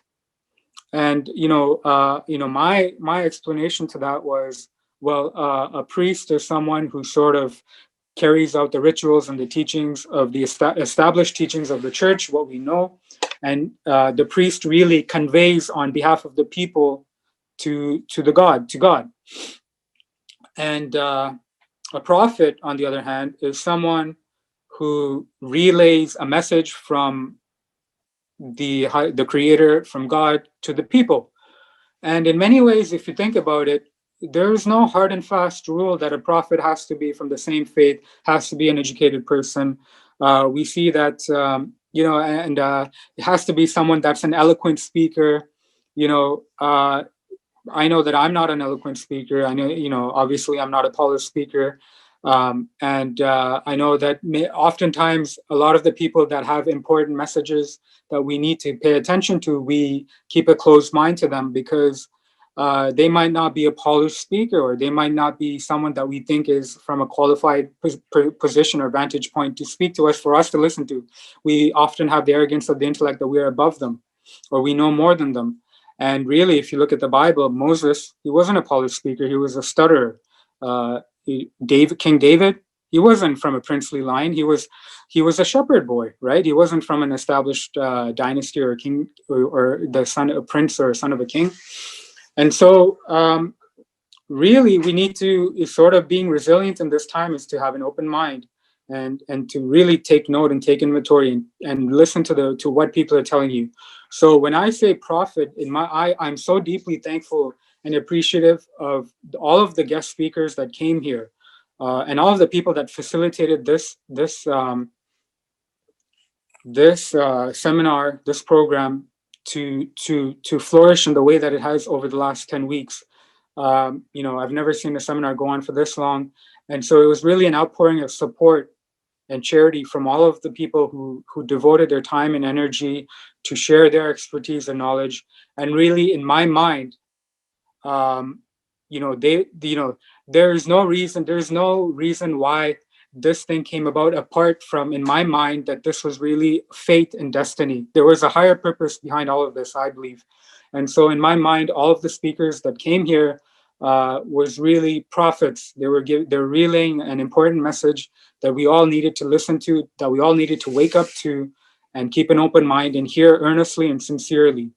And to all of the facilitators that tried to listen to what we were trying to do and understand the vision and goal that we were trying to do here at this time, and not try to hijack it or impose their will and sort of distort the vision and goal of what we're trying to do for their own for their own sort of vision and purposes, is really something commendable and to be appreciated. And from the bottom of my heart, I'm so grateful and indebted to you, because I think by the end of 10 weeks, I can confidently say we were able to do some justice to the vision and the dream that we started off with. And it's been a pleasure, and it's been remarkable to see this. And I hope that going forward, we will be able to have more opportunities to do this, to come together, because I know that learning is a process that never ends, and we always need to be learning, because to think otherwise, to think that we know everything, would be an arrogance of the intellect. And I see that Counselor Deepika Damirla has joined us. And before I introduce our counselor, as all of you know, she is the municipal city councilor for Mississauga, Cooksville, Ward 7. And I know that projects relating to seniors is very close to her heart. Many of you already know this. She was the ex MPP for Mississauga East Cooksville, and also she was the ex cabinet minister for seniors affairs for the province of Ontario. And she was also the ex associate minister for health and long term care homes. And I think during this pandemic, during 2020, especially in our community, in the Malayali community, we come together in our church. Usually, so far in the last 30 years, from what I've seen, we've been focusing on the younger children, on the younger adults, the up and coming adults. And oftentimes, many times, the spotlight is not on the seniors. So I think 2020 has really been a wake up call for us to really step back and really focus on the most vulnerable segment of our population, the seniors. That we've seen, especially in the first 3 months of this pandemic, and and what we can do as a church on the micro level. In many ways, it's important. It makes a difference, but many a times we forget, to take a step back and look at the macro perspective. Society as a whole, and now we see in 2020 that we all need to do our part. What we do on a personal level impacts everyone on a macro level, and vice versa. What happens on a macro level from a society, from an overarching society, from a governmental point of view, also filters down to a micro level. And the example of that is, Canadians were grateful to have healthcare, but we take it for granted. But three or 4 decades ago, we didn't have healthcare. I think it started out in Saskatchewan and in the 1960s, and it slowly spread out to all the other provinces. And I can't begin to think now what Canada would be like without healthcare, without free healthcare, publicly funded Medicare. And so that's an example of what happens on the micro level that filters down to on the macro level that filters down to the micro level and impacts all of us in a personal way. It's on behalf of St. Ignatious Knanaya Jacobite Church. It's an honor and a privilege and real pleasure to have Councillor Deepika Damerla join us this morning to share her perspectives and her insights with us. And so on behalf of everyone here, a very warm welcome to you, Councillor Deepika. Thank you so much, Prakash. And I want to thank the church for organizing this event. And I wish I could see all the other participants, but I know it's a seniors focused event, and I'm just delighted to be here. And I just want to say that, in our culture, in the Indian culture, as you grow older, the level of respect for people increases. And I think that is something, that's a beautiful tradition that we have in our Eastern cultures. And, I would like to see more of that in Canada.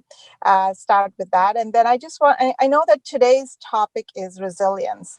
And as you mentioned, I used to be the Minister of Seniors. And I just wanted to say one of the things that I learned as the Minister of Seniors is that today's seniors are not yesterday's seniors. Today the whole idea of retirement is so passé. It's about a new beginning. It's about life. You mentioned learning. It's about lifelong learning. It's about wanting to lead a meaningful life every single day. It's about a life of purpose. And this is something that one of the things that I did when I first became Minister of Seniors is we did a broad survey of seniors in Ontario to find out what they wanted and how they viewed themselves. And it is from that I learned this really powerful message that the idea of retirement or that our life is suddenly going to change because we hit 65 is not there anymore. It's just a second act, a third act. And so many seniors that I know are, enrolling and doing, I know at least 3 seniors that in my friend circle who, may have done, say, a BSc or engineering because that is what their parents wanted them to do. And now they're going and doing literature or history, and they're doing their degrees because now they can afford to do that. And so this whole idea of lifelong learning, this whole idea that there's new skills to be learned, new things to be done, new experiences, I think that's the idea I want to leave everyone with today, that if there is even a single one of you who thinks that, okay, I am older. It doesn't mean a thing. It just means live your life to the fullest. Take up something new, learn something new, because that keeps our brains going. And it's just, one of the big gifts of modern medicine, and Prakash, you talked about, the access to fantastic healthcare that we have. But one of the biggest gifts of modern medicine has been an increase in our longevity. We are all living longer, and not just living longer, we are all living healthier. And so this gift of life, I want all of us to grab this gift of life and say, almost all of us are living an extra 10 years compared to 30 years ago. And what am I going to do with this gift, and how am I going to make it meaningful? So just think about, how do you make your life meaningful? And now I know that COVID makes it a little bit harder, but for those who are able to, because of their circumstances, and maybe if you don't have financial stress in particular, I think COVID gives an opportunity to read more, reflect more, to do all of the things that we don't do because we get so caught up in our everyday lives. And so I was just reading today an article that just said, COVID is giving us that extra reading time. So read up on books, read up on theology, read up on history, whatever it is that interests you. Take up a new hobby, make the most. The world has slowed down. There's a lot of downside to COVID, but the one good thing is the world has slowed down. And if you're able to, my request is savor it. And I wish everybody the very best. The holiday season is coming. So for all those who celebrate Christmas, I want to wish you a Merry Christmas. For any who may have celebrated Diwali in the recent weeks, I would like to wish everybody a happy Diwali as well, and stay well. And Prakash, anytime I'm happy to come and address your congregation. Thank you, Counselor Deepika. Actually, Prakash is my father. He's off camera, but I know Oh, he's the I'm one sorry. who invited you. Okay. But actually, I'm his son, Jack, and I don't know if you remember this, but we actually, a couple of years ago, when you were the MPP, we had visited you in your office for an issue in regards to the condominium corporation, but that issue worked out well, and you gave us helpful advice at that time. So it's a pleasure to see you once again join us here now in this venue. I think what you said is right, especially with the immigrant community, the first and second generation immigrant community aging now. We're realizing it's coming to our mind now what all issues are facing seniors, especially seniors living in Canada. So definitely we appreciate you taking the time to share your sort of insights now. And, don't forget us, keep us in your mind always. And we know that you have a lot of tough work ahead of you, especially this year with the pandemic. And so keep up the great work that you're doing as city councillor. And we appreciate you, again, offering your support to us anytime. Thank you so much for joining us. Thank you, Jack. Take care. Bye-bye. Thank you. Bye. Bye. So, so I guess I timed my speech perfectly. I know that I was trying to cover the schedule, but she showed up at the right time. So hopefully you guys enjoyed my speech, and nothing I said was you felt like it was preaching to you or lecturing to you. But I truly think that I touched on basically everything I wanted to say. And, sometimes it really does. Some of the things are not, it's not, there's no sugarcoating. Sometimes some of the things that we try to say, there's no way to sugarcoat it. But I do think that ultimately this is what resilience is. We're able to set aside our short-sighted thinking and really move on to the resilience. That's the resilience that we need. That's the resilience that we crave. And I think this is sort of a way to spark that, to kickstart that. And my final thought that what I wanted to add was, legacy. I gave the analogy of the Nobel, Dr. Alfred Nobel's legacy. But legacy is in many ways not just the legacy that you leave with your children, but it's the legacy that you leave with every person that you've encountered in your life. And, many a times, a lot of people don't have children. If you look at a priest, for example, the Catholic faith, the Catholic priests do not marry, they do not have children. And really, you wonder, what is the legacy that they leave behind? And I think that really the church, the parishioners, the church people that are under their ward, under their care of that priest, that they are his children, right? Whatever all the teachings and the values that he promotes, that is the legacy that priest leaves behind with the congregation, and that lives on forever. That doesn't die. That molds and adapts and goes on forever. So I think this opportunity to be resilient, to adapt, to learn is really fundamentally winding it back to the question that we started off with: meaningful living, meaningful life, resilience in the face of adversity. So I hope that I was able to touch on everything. Don't worry, I won't be adding any more speeches at the end. I basically just sort of fit in my concluding remarks right now. So I think we're able to stay on track, and I'll invite my next speaker for today. It's a pleasure to invite Dr. Nikit Mahale, who's consultant physician with Fortis Hospitals and M-Find startup. And just to give you a background, he did after completing his medical degree, he went on to pursue and complete a degree in Masters of Public Health and Tropical Medicine from the Tulane University in New Orleans, USA. And, we did have doctors come here and join here before. We had 3 doctors, I think, come here and join here before. And most of them were from internal medicine or cardiology or neurology. And we sort of did touch on the physical health aspects and physical wellness topics that's very commonly affecting all of our seniors and the older adults and important during this pandemic. But, there's no point in having dermatologists, rheumatologists, endocrinologists maybe come and talk, or family doctors come and repeat what you guys more or less already know, because I'm sure you've already had your own personal doctors telling you all of these important, common issues and lessons that you need to be aware of. But many a times, especially now, on the news, we hear public health officers coming and holding conferences and giving us a lot of information and talking to us about epidemiology, statistics, modeling, predictions, forecasting this pandemic. And I don't think we really have any background on it, on epidemiology or public health. And so I think it's the need of the hour, especially now, to wind up our seminar with someone who is a public health professional, who is educated in public health and epidemiology. And so, I couldn't think of anyone more apt or more suitable to share and to talk to us and share his insights than Dr. Nikit Mahale. And so on behalf of St. Ignatious Knanaya Jacobite Church, we're so honored to have you here, Nikit, with us. We appreciate that. And also, one thing I want to add is that it's also a pleasure for me because not only is Nikit a medical contemporary who's someone in the same field, but he's also a near and dear, very close friend to me. So on a personal level, I know Nikit very well. And so it's really a pleasure and privilege, Nikit, that you are joining St. Ignatius Church community today for this fellowship. Over to you, Nikit. Thank you so much, Jack. I mean, I'm really happy to be here, actually, and I'm very thankful to you, to save a spot for me here, right? So, and just before I move on, okay, I just want to say that thing wasn't just a speech, honestly, from the bottom of my heart, right? Now, COVID is not the only thing. What I feel is the only and the first and the only adversity that we'll be coming across. Okay, I'm sure each and every day we face a lot of adversities. I'm glad that you're having this session that will infuse a lot of positivity, hope, into all of us. All this, I'm sure, everyone to deal with adversity, any sort of adversity, right? Any age group, very effectively. Okay, so today, I believe today is the last, seminar. This, the ongoing seminar.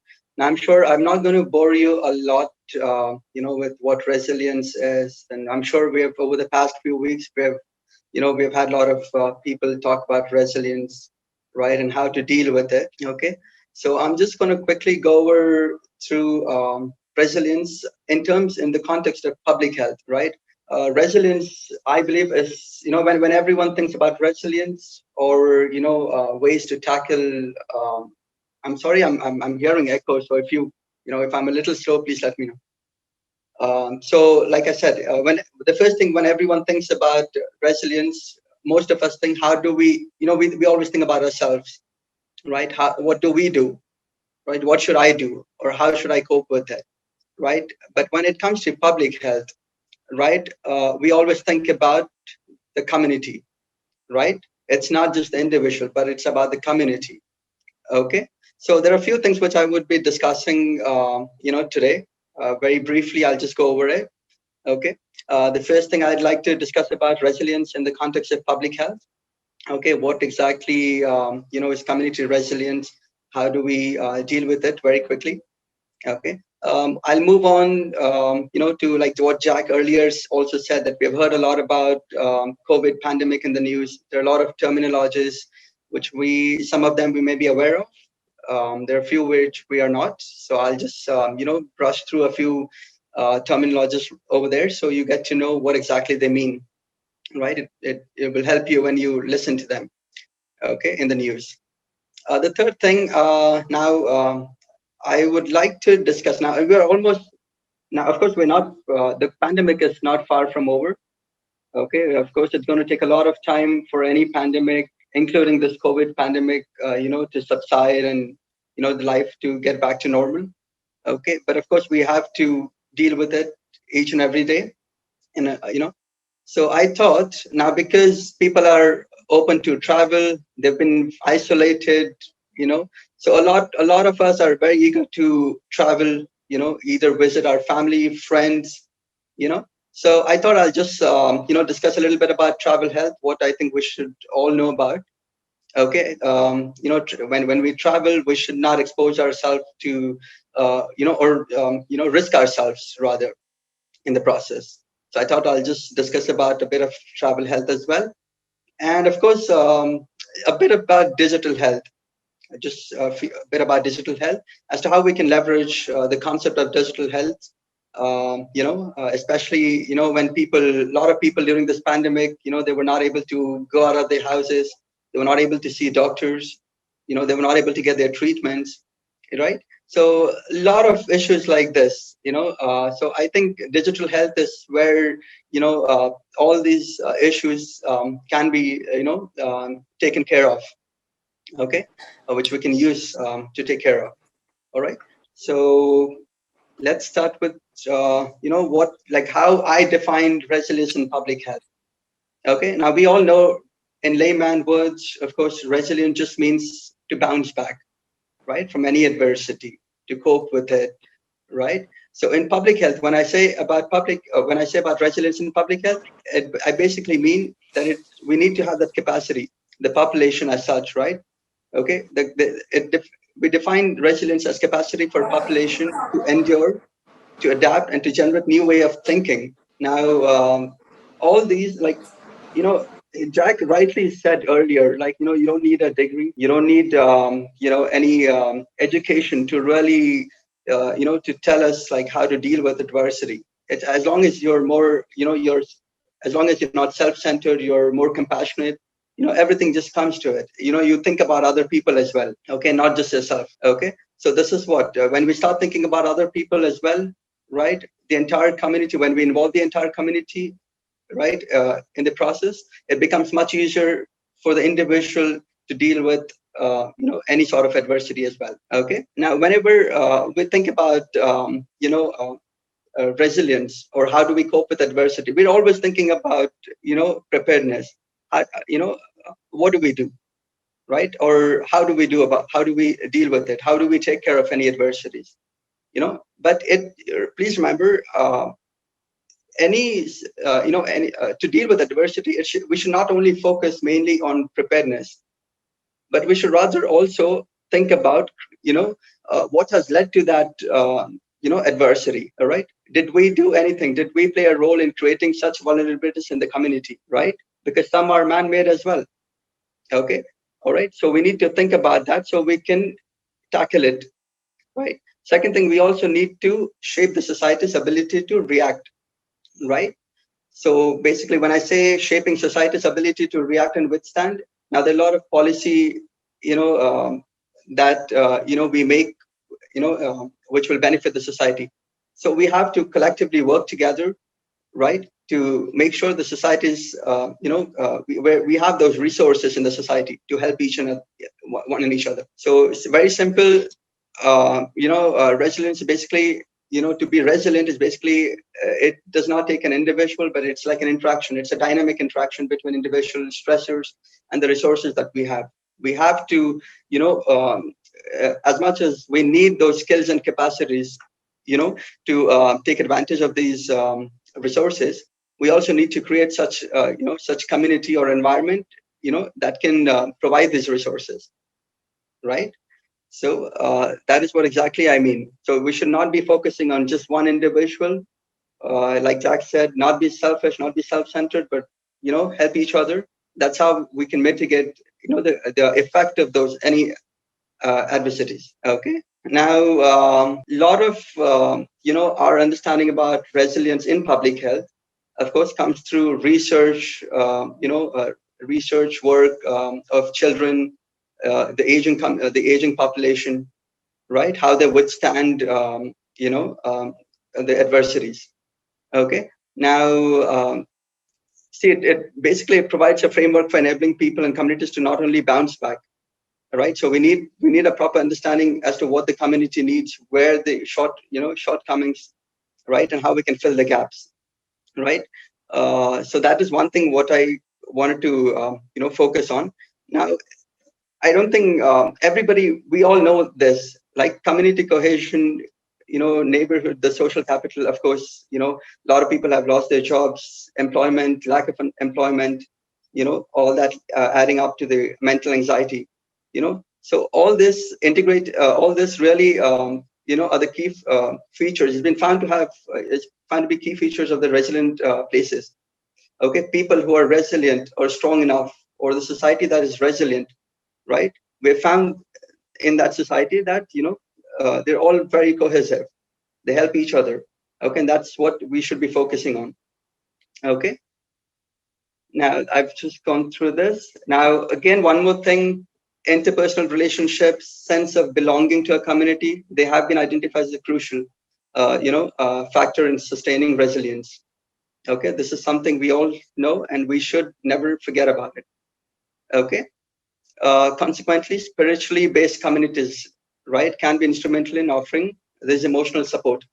A lot of us, I believe, are very lost. Rather, even here, when I look at right now, I'm working. I'm offering consultations online.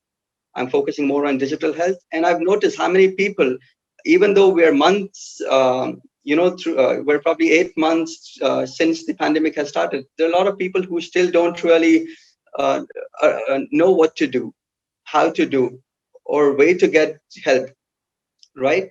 And I think such spiritual based communities, like a lot of people can identify, when they attend, or get help from a culturally similar community, spiritual based communities, right? So that can be instrumental in offering this support. Okay. Now, there are a few, factors basically which, help in, facilitating resilience. Now, these are basically, now most of us either have it in us, and some of them are, provided by the external factors. By those external factors, I mean, in the community that we live in, the environment that we live in, the resources that are made available to us, right, and how much we make use of it. Okay, no one individual usually have all these characteristics. You might be, very compassionate.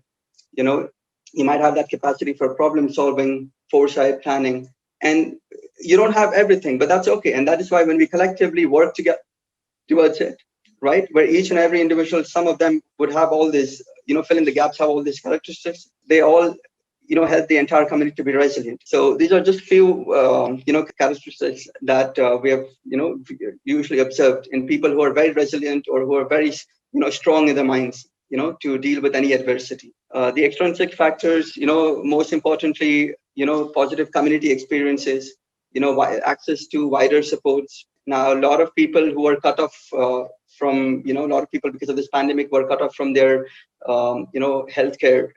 Okay, from their doctors, from their families, friends, right? So as long as they're assured, or they know that they have those support, right? They have access to those support at all times. It makes a lot, a huge difference.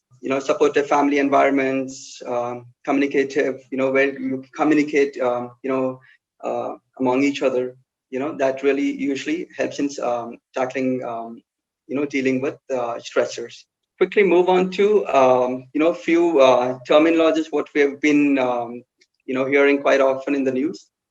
Okay, I thought I'll just brush through this because I'm sure a lot of people. This COVID pandemic is not the only pandemic that we have seen. We have seen a lot of pandemics before as well.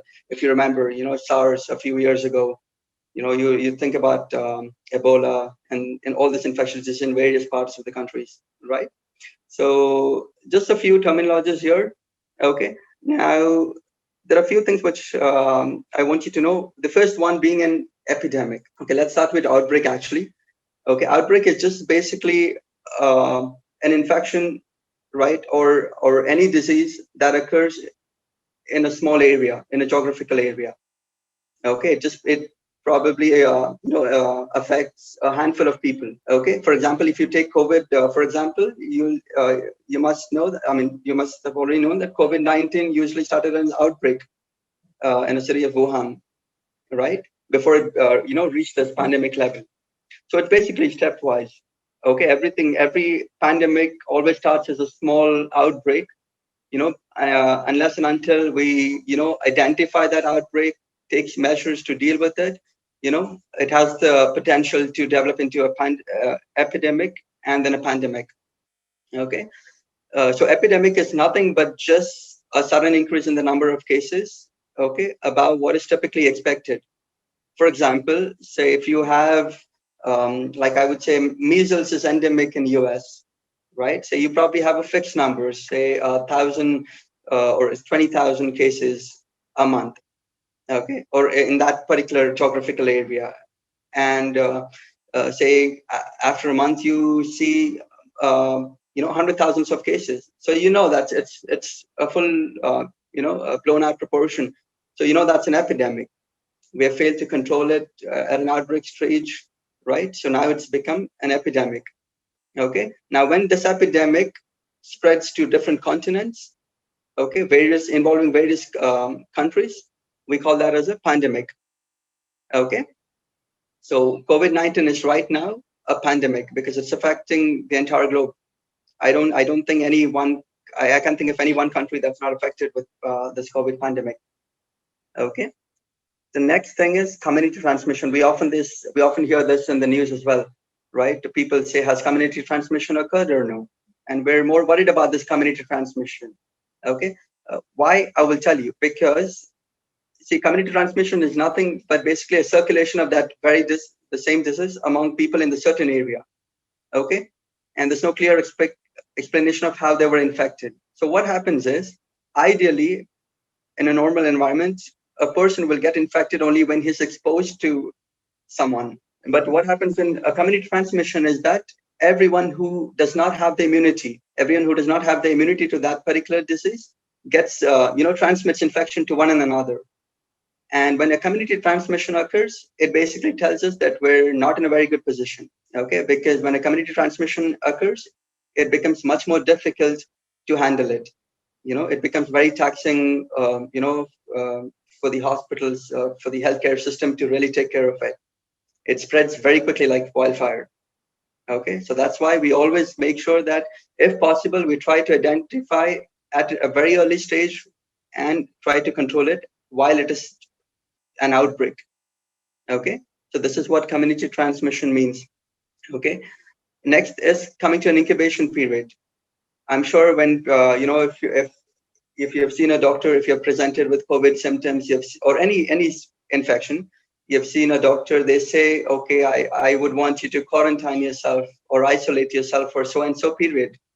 Okay, what is that period? That period is basically nothing but an incubation period. Incubation period basically means it's a time between a person when he's infected, he or she's infected, right? And until when he or she develops the symptoms of the disease. For COVID, I believe it was 2 to 14 days. So that's why whenever we counsel COVID patients, we always tell them to isolate or quarantine for at least 2 weeks, because we can break the chain of transmission. Okay, all right. We hope that in 2 weeks he will, if at all he's negative, he'll not be transmitting it anymore. Okay, so that's what a basically incubation period is. You might be infected. You might have exposure to any infection today, but you may not show any symptoms. You may show symptoms maybe after 4 days. And that exactly is the incubation period, the 4 days, right? Because that is very crucial, because that's your infective period. You might be infecting hundreds of people in those 4 days. Okay, so that's why isolation, quarantine always have to cover up that incubation period. Okay. Contact tracing, this is another term which we have heard in the news, and we still hear about it. It's a very important part of prevention. Okay, if you really want to cut down on the numbers, bring down the cases, we need to know who are the contacts of those cases, because any disease that rapidly transmits, either it's airborne, droplet borne, when it's rapidly spreading, right? We need to identify those contacts as well. Okay, so it's basically just an intervention in where the close contacts of known cases are traced. So what happens when we trace them? We identify them, we give them the necessary treatment or ask them to quarantine so that we cut the transmission or the link right there. And that's exactly exactly why we're increasing the testing. You might have heard, like, per day we have done so many testing. The US have done so many testing. Canada has done so many testing. They plan to increase the number of testings per day. This is exactly what they're trying to do. They're trying to, trace contacts of the confirmed cases. They're also trying to, identify asymptomatic people. So that's exactly what they're trying. If we say, for example, if we don't go behind those contacts, or if we don't identify those contacts, we'll never be, able to achieve a complete, stop in that transmission or reducing the number of cases. Okay, so that's why contact tracing is very, very important prevention method. Next, coming to this R naught. Now, in simple terms, R naught is basically, for those who have not heard of this, it's basically a basic reproduction number. Every infection, right, has a basic reproduction number. It's just a number. It tells you how quickly it transmits or spreads. Okay, how quickly it can infect the other people. For example, I'll give you an example. Measles has a reproduction number or reproductive number of 19. That means one infected case can transmit 19 other people. Okay, so you can imagine, and those 19, each of them can transmit to another 19 people. That's how it quickly, spreads in the community. There are infection now. The reproductive number for every infection is different. Lesser the number, the slower the spread is.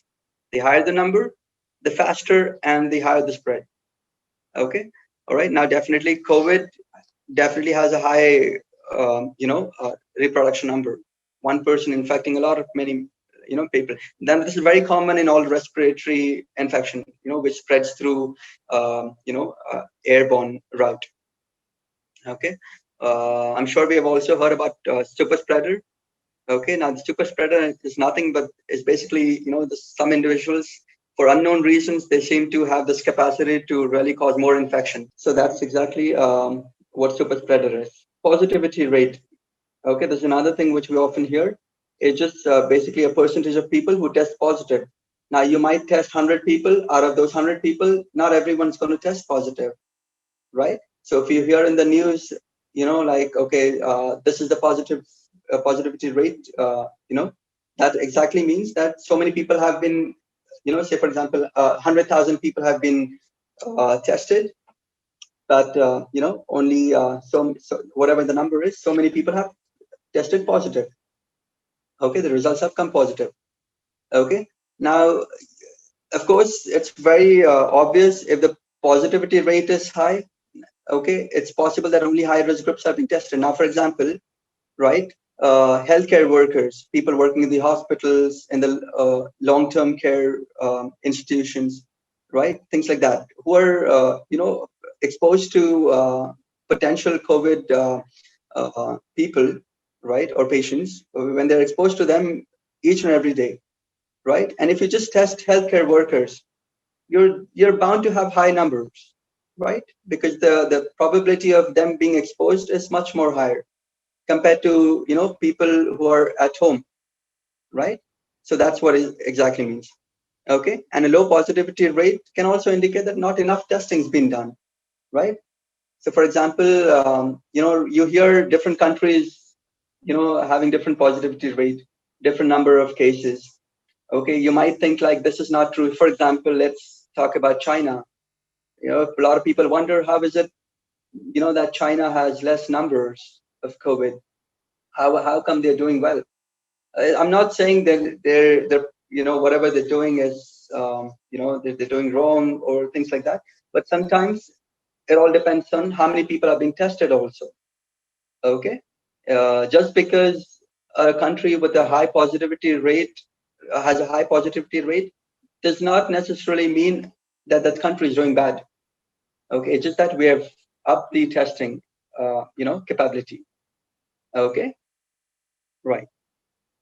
We have also heard of this flattening the curve. Everybody is aiming for this, or is even looking for this, right? Right. Now, whenever we have a situation like a pandemic, right? There are different stages of pandemic. You don't usually have hundreds of thousands of cases in one single day, and then that drops to 50,000 or 20 or in the hundreds the next day. It doesn't happen that way, right? There's always a phase. People get infected, cases goes up, right? Once everybody or majority of the population gets infected, there will be a plateau state, right? Then again, there'll be a deceleration phase where people recovery happens. Recovery happens either because good treatments available, vaccines available, right? Herd immunity increases. So for whatever reasons, right? So that's exactly the phase of the pandemic. So all we are aiming is flattening the curve. When it's very obvious, when we say flattening the curve, the case should not go up. The case number should not go up. Okay. So each and every day, the case numbers should come down. That's exactly when we can say, okay, we're trying to flatten the curve and we're actually doing well. We're actually doing good. Okay. Whatever interventions we're taking, it's working. We're doing good. Okay. If we don't see that flat curve, that means we're not doing enough. Okay. All right. So that's what flattening the curve is. Okay. Next, most people are often, they're confused. They confuse themselves between quarantine and isolation. There are two different terms. Okay. When I say isolation just means separating the sick people with someone who is not sick. Okay. Okay. It is just separation. Okay. That is very different from quarantine. Quarantine is not just separating it. Okay. But you're also restricting the movement of people who are exposed to it. All right. So that is one thing. So that's the difference between quarantine and isolation. This is another term which we often use, case fatality rate. How many people died of COVID? Now that is basically the case fatality rate. When they give a number, how many? Okay, these many people died. Okay, it's usually in percentage. So this can be calculated as how many people died to how many were infected or tested positive, right? So percentage of patients with disease who die from the condition. Okay, so that's exactly what case fatality rate or death rate due to COVID means. Herd immunity, I'm sure this was discussed, I think, a few weeks ago as well. Just quickly brush through, is basically a community immunity. The more people, are immune to it, right? Of course, the infection rate the transmission will vary as well, right? If there are a lot of susceptible individuals, right? A lot more population will be infected. Okay. Now, if you really want to immune the population or have them protected, so far we have vaccinations for other infections, right? That's how we really, make sure majority of the population is protected.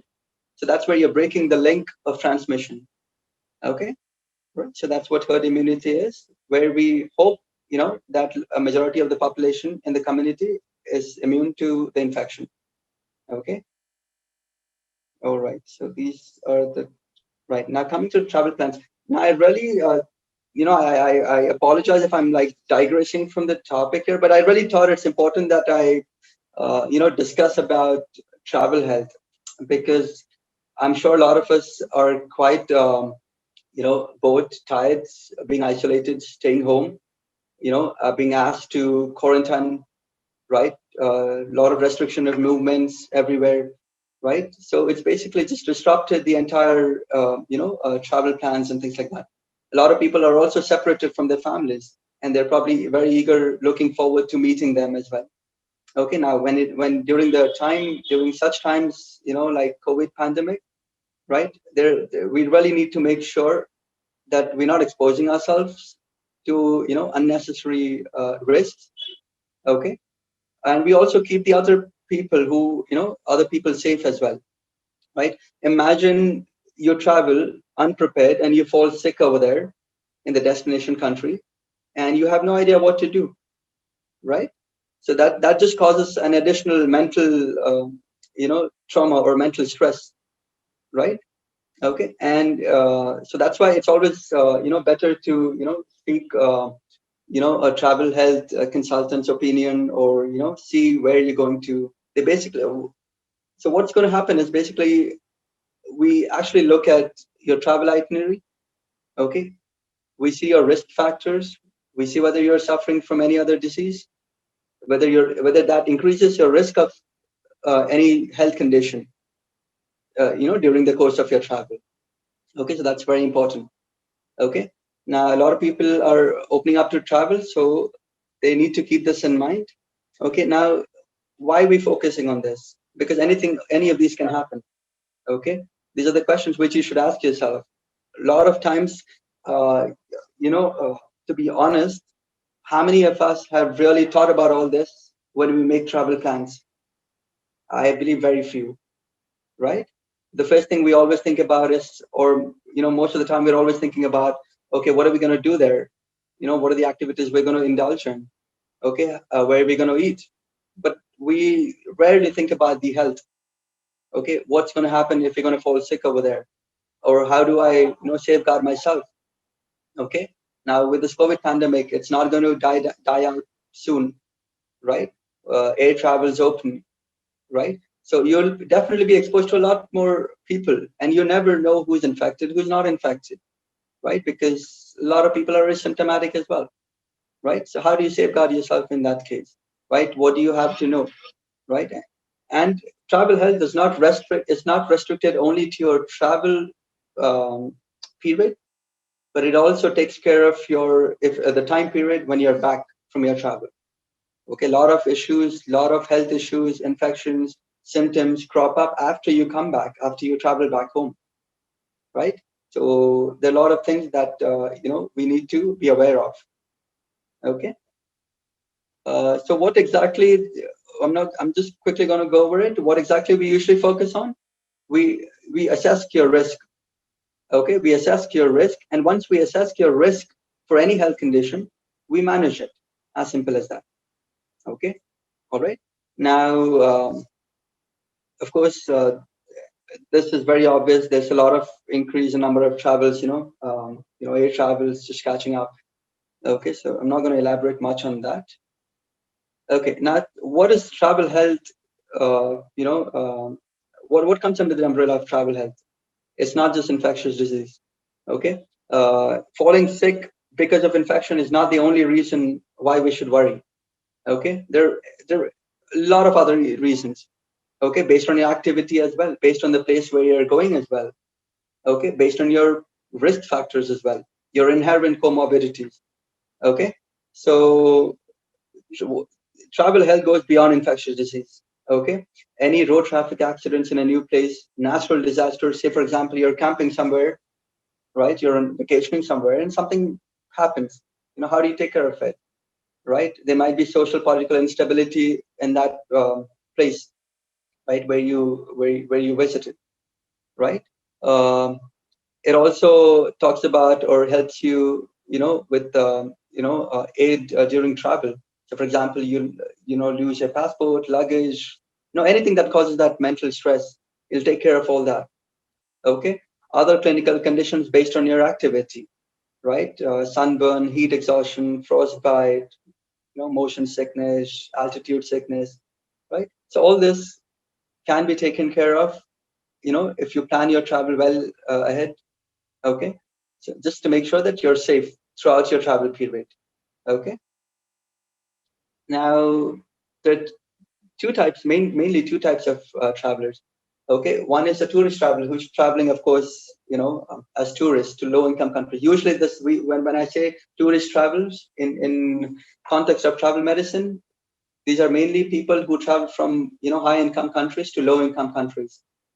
Okay, those are tourist travelers. The second type is your VFR, that is people who travel to visit their friends and relatives, right? Now they could either be immigrant VFRs, right? or they could be traveler VFRs. Okay, traveler VFRs are basically who were born in, who were raised in high-income countries, travel to visit their friends, relatives in low-income countries. Okay, or where the disease is quite endemic, right? Where you don't have the immunity against it because you were raised in a high-income country, you were raised in a developed country with, never been exposed to those infections before. Okay, so those are traveler VFRs. Okay, immigrant VFR is the opposite of it. Okay. Hey, Now, Nikit, how do we go back? Yeah. can I just sorry to interrupt, but can I just put in just a quick short, just a time reminder? So sure. Okay, I'm just going to quickly. Yeah. I know you're almost done, but I just wanted to put in a short time reminder. So great. So yeah, continue. But I just wanted to put that short time reminder. Thank you. Right. So I'll just quickly go over it. So travel medicine, like I said, seeking pre-travel consultation is very important. Okay, so I would definitely recommend everyone who plans to travel. Okay, please go ahead and see your doctor. Okay, tell them that you're traveling to a particular place, what your itinerary is going to look like, what you plan to do over there. Okay, so that appropriate measures can be taken before traveling to mitigate your risk of any health conditions. Okay, so that's how we're going to assess your risk. Okay, so those risks can be traveler specific. If you have any chronic conditions, it could be destination specific. A lot of places are endemic for malaria or outbreaks, measles, things like that, right? Or it could be itinerary specific. If you plan to go, hiking or camping or water sports, things like that. Okay. So risk management is basically doing what is necessary. We have to discuss with the health, provider, okay, and manage it accordingly, okay, to make sure you don't have any issues. Of course, they will also provide, advice on obtaining travel insurance. Where do you get, medical care abroad if you're traveling? How do you get it? Things like that. Okay, and what are the vaccinations which are very important before traveling? So all these are very important, which you need to keep in mind. Okay, and of course, like I said, last thing, post-travel consultation, a lot of illness, you develop symptoms after you get back because of the incubation period, right? So your pre-travel consultation will also take care of this. In case if you develop any symptoms, it could be related to your travel and not because of something that you have caught or, acquired back in your home country. Okay, so that's exactly what I wanted you to focus on. Now, before just a last thought, I do understand now because this is what I've been focusing on, right? Something called as digital health. I'm sure in Canada you have much more, it's advanced, it's well developed. Okay, but ever since I've noticed, that ever since the COVID pandemic happened, a lot of people have taken interest in digital health. Okay, and I'm sure, especially when it comes to elderly population, right? When they're quite vulnerable to developing or, when they're at high risk to contracting infections, right? So it's always better, please remember that there is something called as consulting your doctor online as well, right? Consulting, not just doctor, it could be anything for any reason. Okay, for your health issues, for your, for psychological issues. A lot of people, who have suffered mental setback because of this, right? Because of the isolation and things like that, can be done over, over digital health. Okay, so please make use of it. It definitely helps, right? And it will definitely bring down your anxiety as well. Okay, all right. So that's about what I had to say to for today. Thank you so much, Nikit. That was really really needed. It was the need of the hour to hear those topics and terminologies explained, and you touched on travel medicine, which is what we're all going to be worried about and at the forefront of our mind, especially over the next 3 to 4 years. Definitely, I can say, no doubt.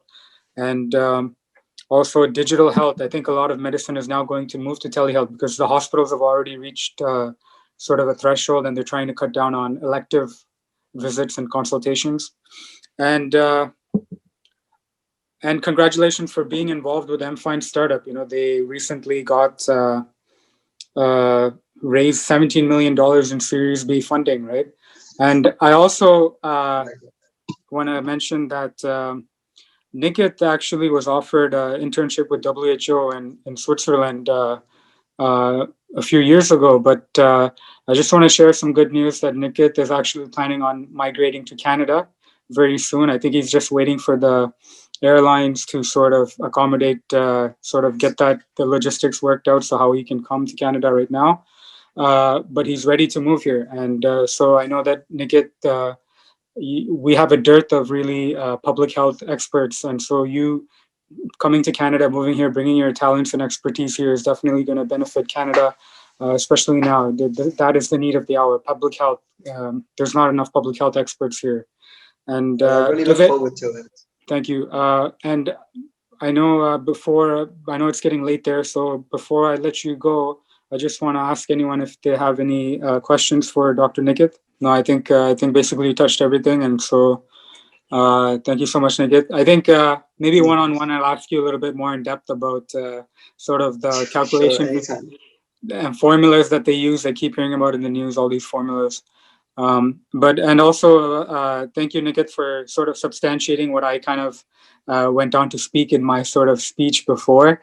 It's very confidence boosting to see someone from public health also explain that resilience is when you help other people. That's so true, actually. So I was thinking about it. So, anyways, so just to reiterate that, we started off 10 weeks ago with this question: what's meaningful living, meaning of life? What's resilience in the face of adversity? And it's not intelligence, it's not degrees, it's not knowledge per se, book smarts, and it's not money or anything, because you can't buy health or protection with money, right? To a certain extent, anyways. And you can't take it with you when you pass away. But and so what I said before was. When there's a need of the hour, really just don't be selfless. Lose yourself in the service of others. Don't do things when you're not expecting anything in return. And really, we need to stop sort of getting by doing the bare minimum. We need to do more than just the bare minimum. It's not just about ourselves. In order to benefit ourselves, we need to make sure the entire society is strong. And Malayalati parna midukamare. So in English, don't be smart in minding your own business and not looking out for others. Chuma kayengati midukamare itamare innate karyonilla. നല്ല കാര്യങ്ങൾ പ്രോത്സാഹിപ്പിക്കാൻ നോക്കുക. That's resilience. That's meaningful. That's fulfilling. That's where the gratification is. So you don't need intelligence. You don't need intellect. പഠിപ്പ് വേണ്ട. All you need is മിടുക്കല്ല വേണ്ടത്. What you need is മനുഷ്യത്വം, humanity. That's all that's the answer to this pandemic, I think, humanity. So thank you so much, Nikit, for backing up everything I said from a public health standpoint. That was great. Thank you so much, Nikit. So I think moving on to our last speaker for today. I know today has gone on. We've taken a little bit more time than usual, but it's the last week. It's the last seminar, so I think a little bit of extra time is fine. It's my pleasure to invite back again to rejoin us Prasad Nair. He's the director of the Children's Aid Society of Toronto, and most of you know him, but just to give a background for everyone that's attending right now, he has over 23 years of experience in child welfare, counseling, leadership, labor welfare, in both for-profit, non-profit. And that Children's Aid Society is one of the largest board-governed child welfare agencies in North America. He has a master's in social work from Loyola College of Social Services in Trivandrum. He went on to pursue and complete a LLB from the Government Law College in Ernakulam. And after migrating to Canada, he also obtained a second master's in social work degree from the York University of Canada. He's also very closely involved with the community in various organizations and nonprofits. And so it's a pleasure to have Prasad Nair uncle rejoin us again. Yeah, thank you very much. And I hope I will have 30 minutes. So everyone in the call, please do expect to stay back for 30 minutes. Right now, the time is 12:35. I'll try to finish it off by just 5 minutes past 1. Hope it's okay. Yeah, take your time. I know some of us, the speakers are joining from India, but it is the last session, so definitely, No worries. There is no pressure. There is no pressure, right? So this is all about we are trying to understand and coming together in this difficult time. So when I checked the participant list, and I see that most of us are probably well understanding Malayalam. So I may switch back and forth between English and Malayalam. For I always feel comfortable talking to difficult subjects in Malayalam. That's my mother tongue. So if anyone have any challenges understanding what I'm really trying to say, please do let me know through chat boxes, or you can let Jack know and Jack can communicate with me.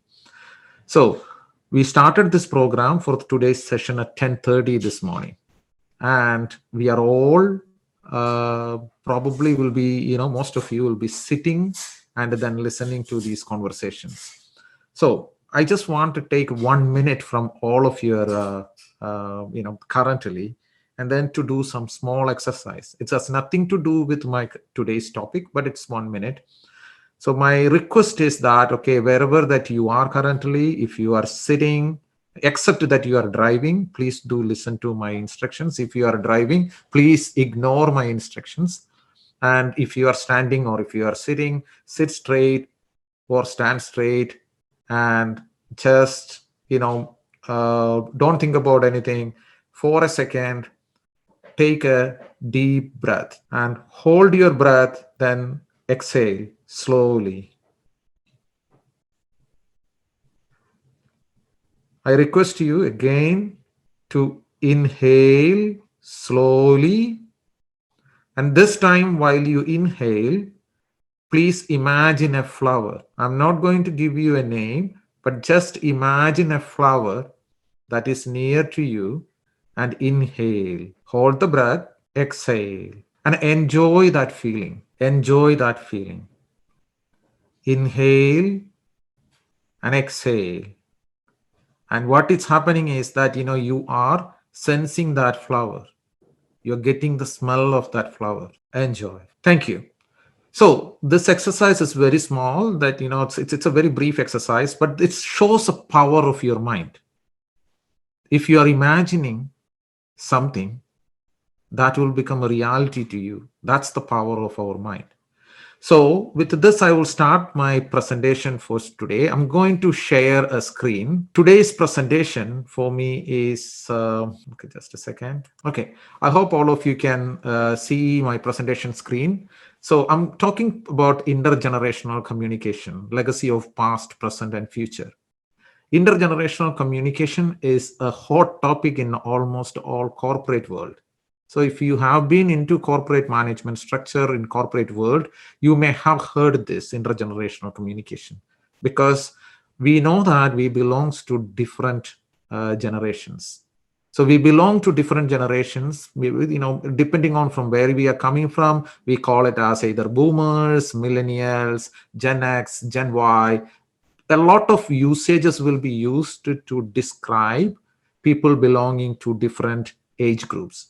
So communication between these different age group is always a challenge. And it's a challenge not just for managers or corporates, it's a challenge for everyone in our day-to-day life. So if you ask your priest, and he will say that it is a challenge to Jibinachan too. The reason being, how he communicates to an elderly is entirely different than how he communicates to a toddler.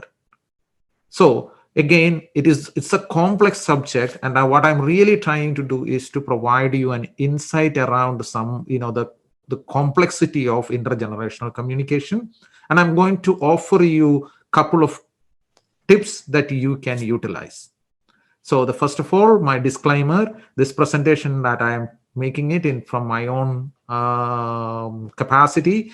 It has nothing to do with my present or past or future employers. So just taking that disclaimer out. So generation gap. I hope all of you can see my screen. At this point, it's a grandfather who is reading a newspaper, probably listening to an old-time gramophone, and whereas a youngster who is wearing a headphone, being on his computer, very much different. So if you really look into these pictures, you are going to align to one of them. Please do take stand. At this point, you're going to take a stand that you are either going to align with that older gentleman in that picture, or you are going to align with the younger one. It's okay. There is no right or wrong answers. Plus, keep that in mind. And then my question is that, do you see a gap between those two?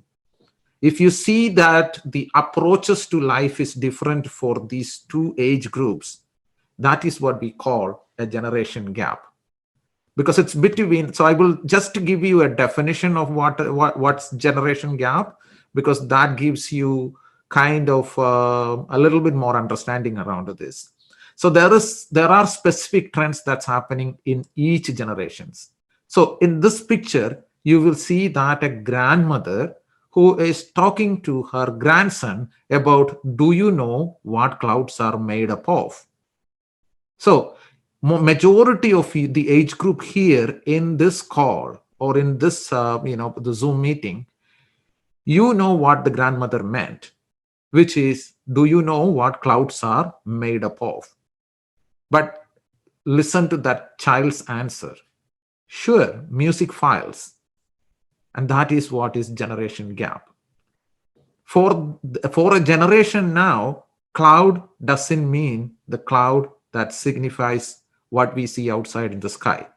For them, cloud means that where the information is being stored and which they can retrieve it from, or using a mobile phone or a technology. So again, that is what is generation gap. I just want to give you that example so that when I explain it later, it's easier for you to understand what I'm really trying to talk. What is the problem with this? Because each generation is going to be stuck in their life and in their ideas and their values. The other generation's ideas, values will definitely differ.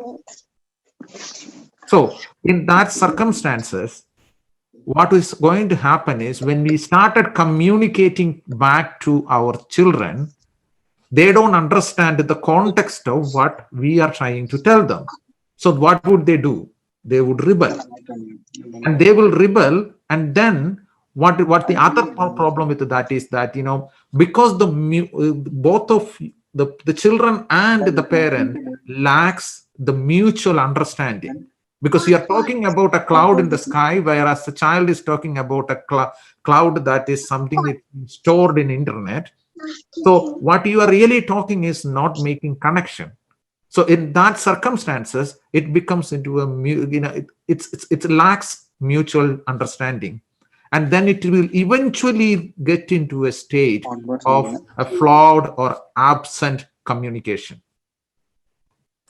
So in a flawed or absent communication, then it can also lead to a totally absent communication too. So which means that it may end up in a situation of your adult son or a daughter is not going to talk to you at all.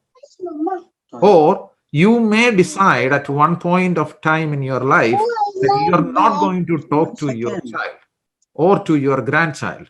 The reason being that you are not understanding what the grandson is trying to tell you, or the grandson have no idea what exactly that you are really trying to communicate. So let me explain it. This is going to be in a little bit in Malayalam because it's easier for me to explain this concept in Malayalam. So that's why. Treasure in a box. Majority of us, we came to Canada as immigrant. Immigrant വന്നിട്ടുള്ളവരാണ് മിക്കവാറും എല്ലാവരും എന്ന് ഞാൻ പ്രതീക്ഷിക്കുന്നു. അപ്പൊ നമ്മൾ immigrant ആയിട്ട് നമ്മൾ നാട്ടിൽ നിന്ന് ഇങ്ങോട്ട് വരുന്ന സമയത്ത് 1960, 70, 80, 900, 2000, 2010 ഏത് വർഷമാണെന്നുള്ളത് ഇറ്റ്സ് ഇറലവന്റ്. നമ്മൾ നാട്ടിൽ നിന്ന് വരികയാണ്. നമ്മൾ നാട്ടിൽ നിന്ന് ഇമിഗ്രേഷൻ എടുത്തിട്ട് കാനഡയ്ക്ക് വരുന്നു. We decided to settle here for several reasons.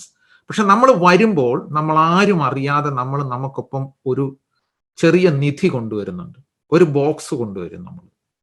അതെന്താണെന്ന് വെച്ച് കഴിഞ്ഞാൽ നമ്മളുടെ ലിവ്ഡ് എക്സ്പീരിയൻസും നമുക്ക് നമ്മളുടെ കൾച്ചർ എന്താണെന്ന് തോന്നിയിരിക്കുന്ന ഒരു അനുഭവമാണ്. അതായത് നമ്മൾ ജനിച്ചു വളർന്ന സ്ഥലത്ത് നമുക്ക് തോന്നിയിരിക്കുന്ന മനോഹരമായ നമ്മളുടെ കൾച്ചർ, അത് നമ്മളതിങ്ങനെ എടുത്ത് പൊതിഞ്ഞ് നമ്മളൊരു ട്രഷറായിട്ടൊരു ബോക്സിനകത്താക്കി അടച്ചു വച്ചിട്ട് അതും കൊണ്ടാണ് നമ്മൾ കാനഡയ്ക്ക് ഫ്ലൈറ്റ് കയറി വന്നത്. എന്നിട്ട് ഇവിടെ വന്നു കഴിഞ്ഞാൽ നമ്മൾ എന്താ ആദ്യം ചെയ്യാൻ പോകുന്നത്?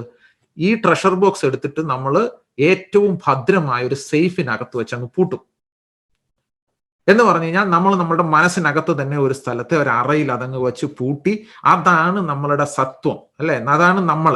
അപ്പം പിന്നീട് ഒരു ഇമിഗ്രന്റ്, ഇത് മലയാളിക്കോ ഇന്ത്യക്കാരനോ മാത്രമുള്ള പ്രശ്നമല്ല, എല്ലാ തരത്തിലുള്ള ഇമിഗ്രൻസിനും ഈ പ്രശ്നമുണ്ട്. പിന്നീട് ഈ ഇമിഗ്രന്റ് അവന്റെ ജീവിതത്തിൽ അവന് ബുദ്ധിമുട്ടുണ്ടാകുന്ന സമയത്തൊക്കെ പോയി നോക്കുന്നത് എവിടെയാന്ന് വെച്ച് കഴിഞ്ഞാൽ ഈ ട്രഷർ ബോക്സിനകത്താണ്. ഓടിച്ചെന്ന സേഫ് തുറന്ന് അതിനകത്തിരിക്കുന്ന എന്റെ കൾച്ചർ ഞാൻ ഇങ്ങനെ എടുത്തങ്ങ് നോക്കും. ഓഹ്, എന്തൊരു മനോഹരമായ കൾച്ചർ! വാവ്, എന്ത് നന്നായിരുന്നു, വളരെ നന്നായിട്ടിരിക്കുന്നു.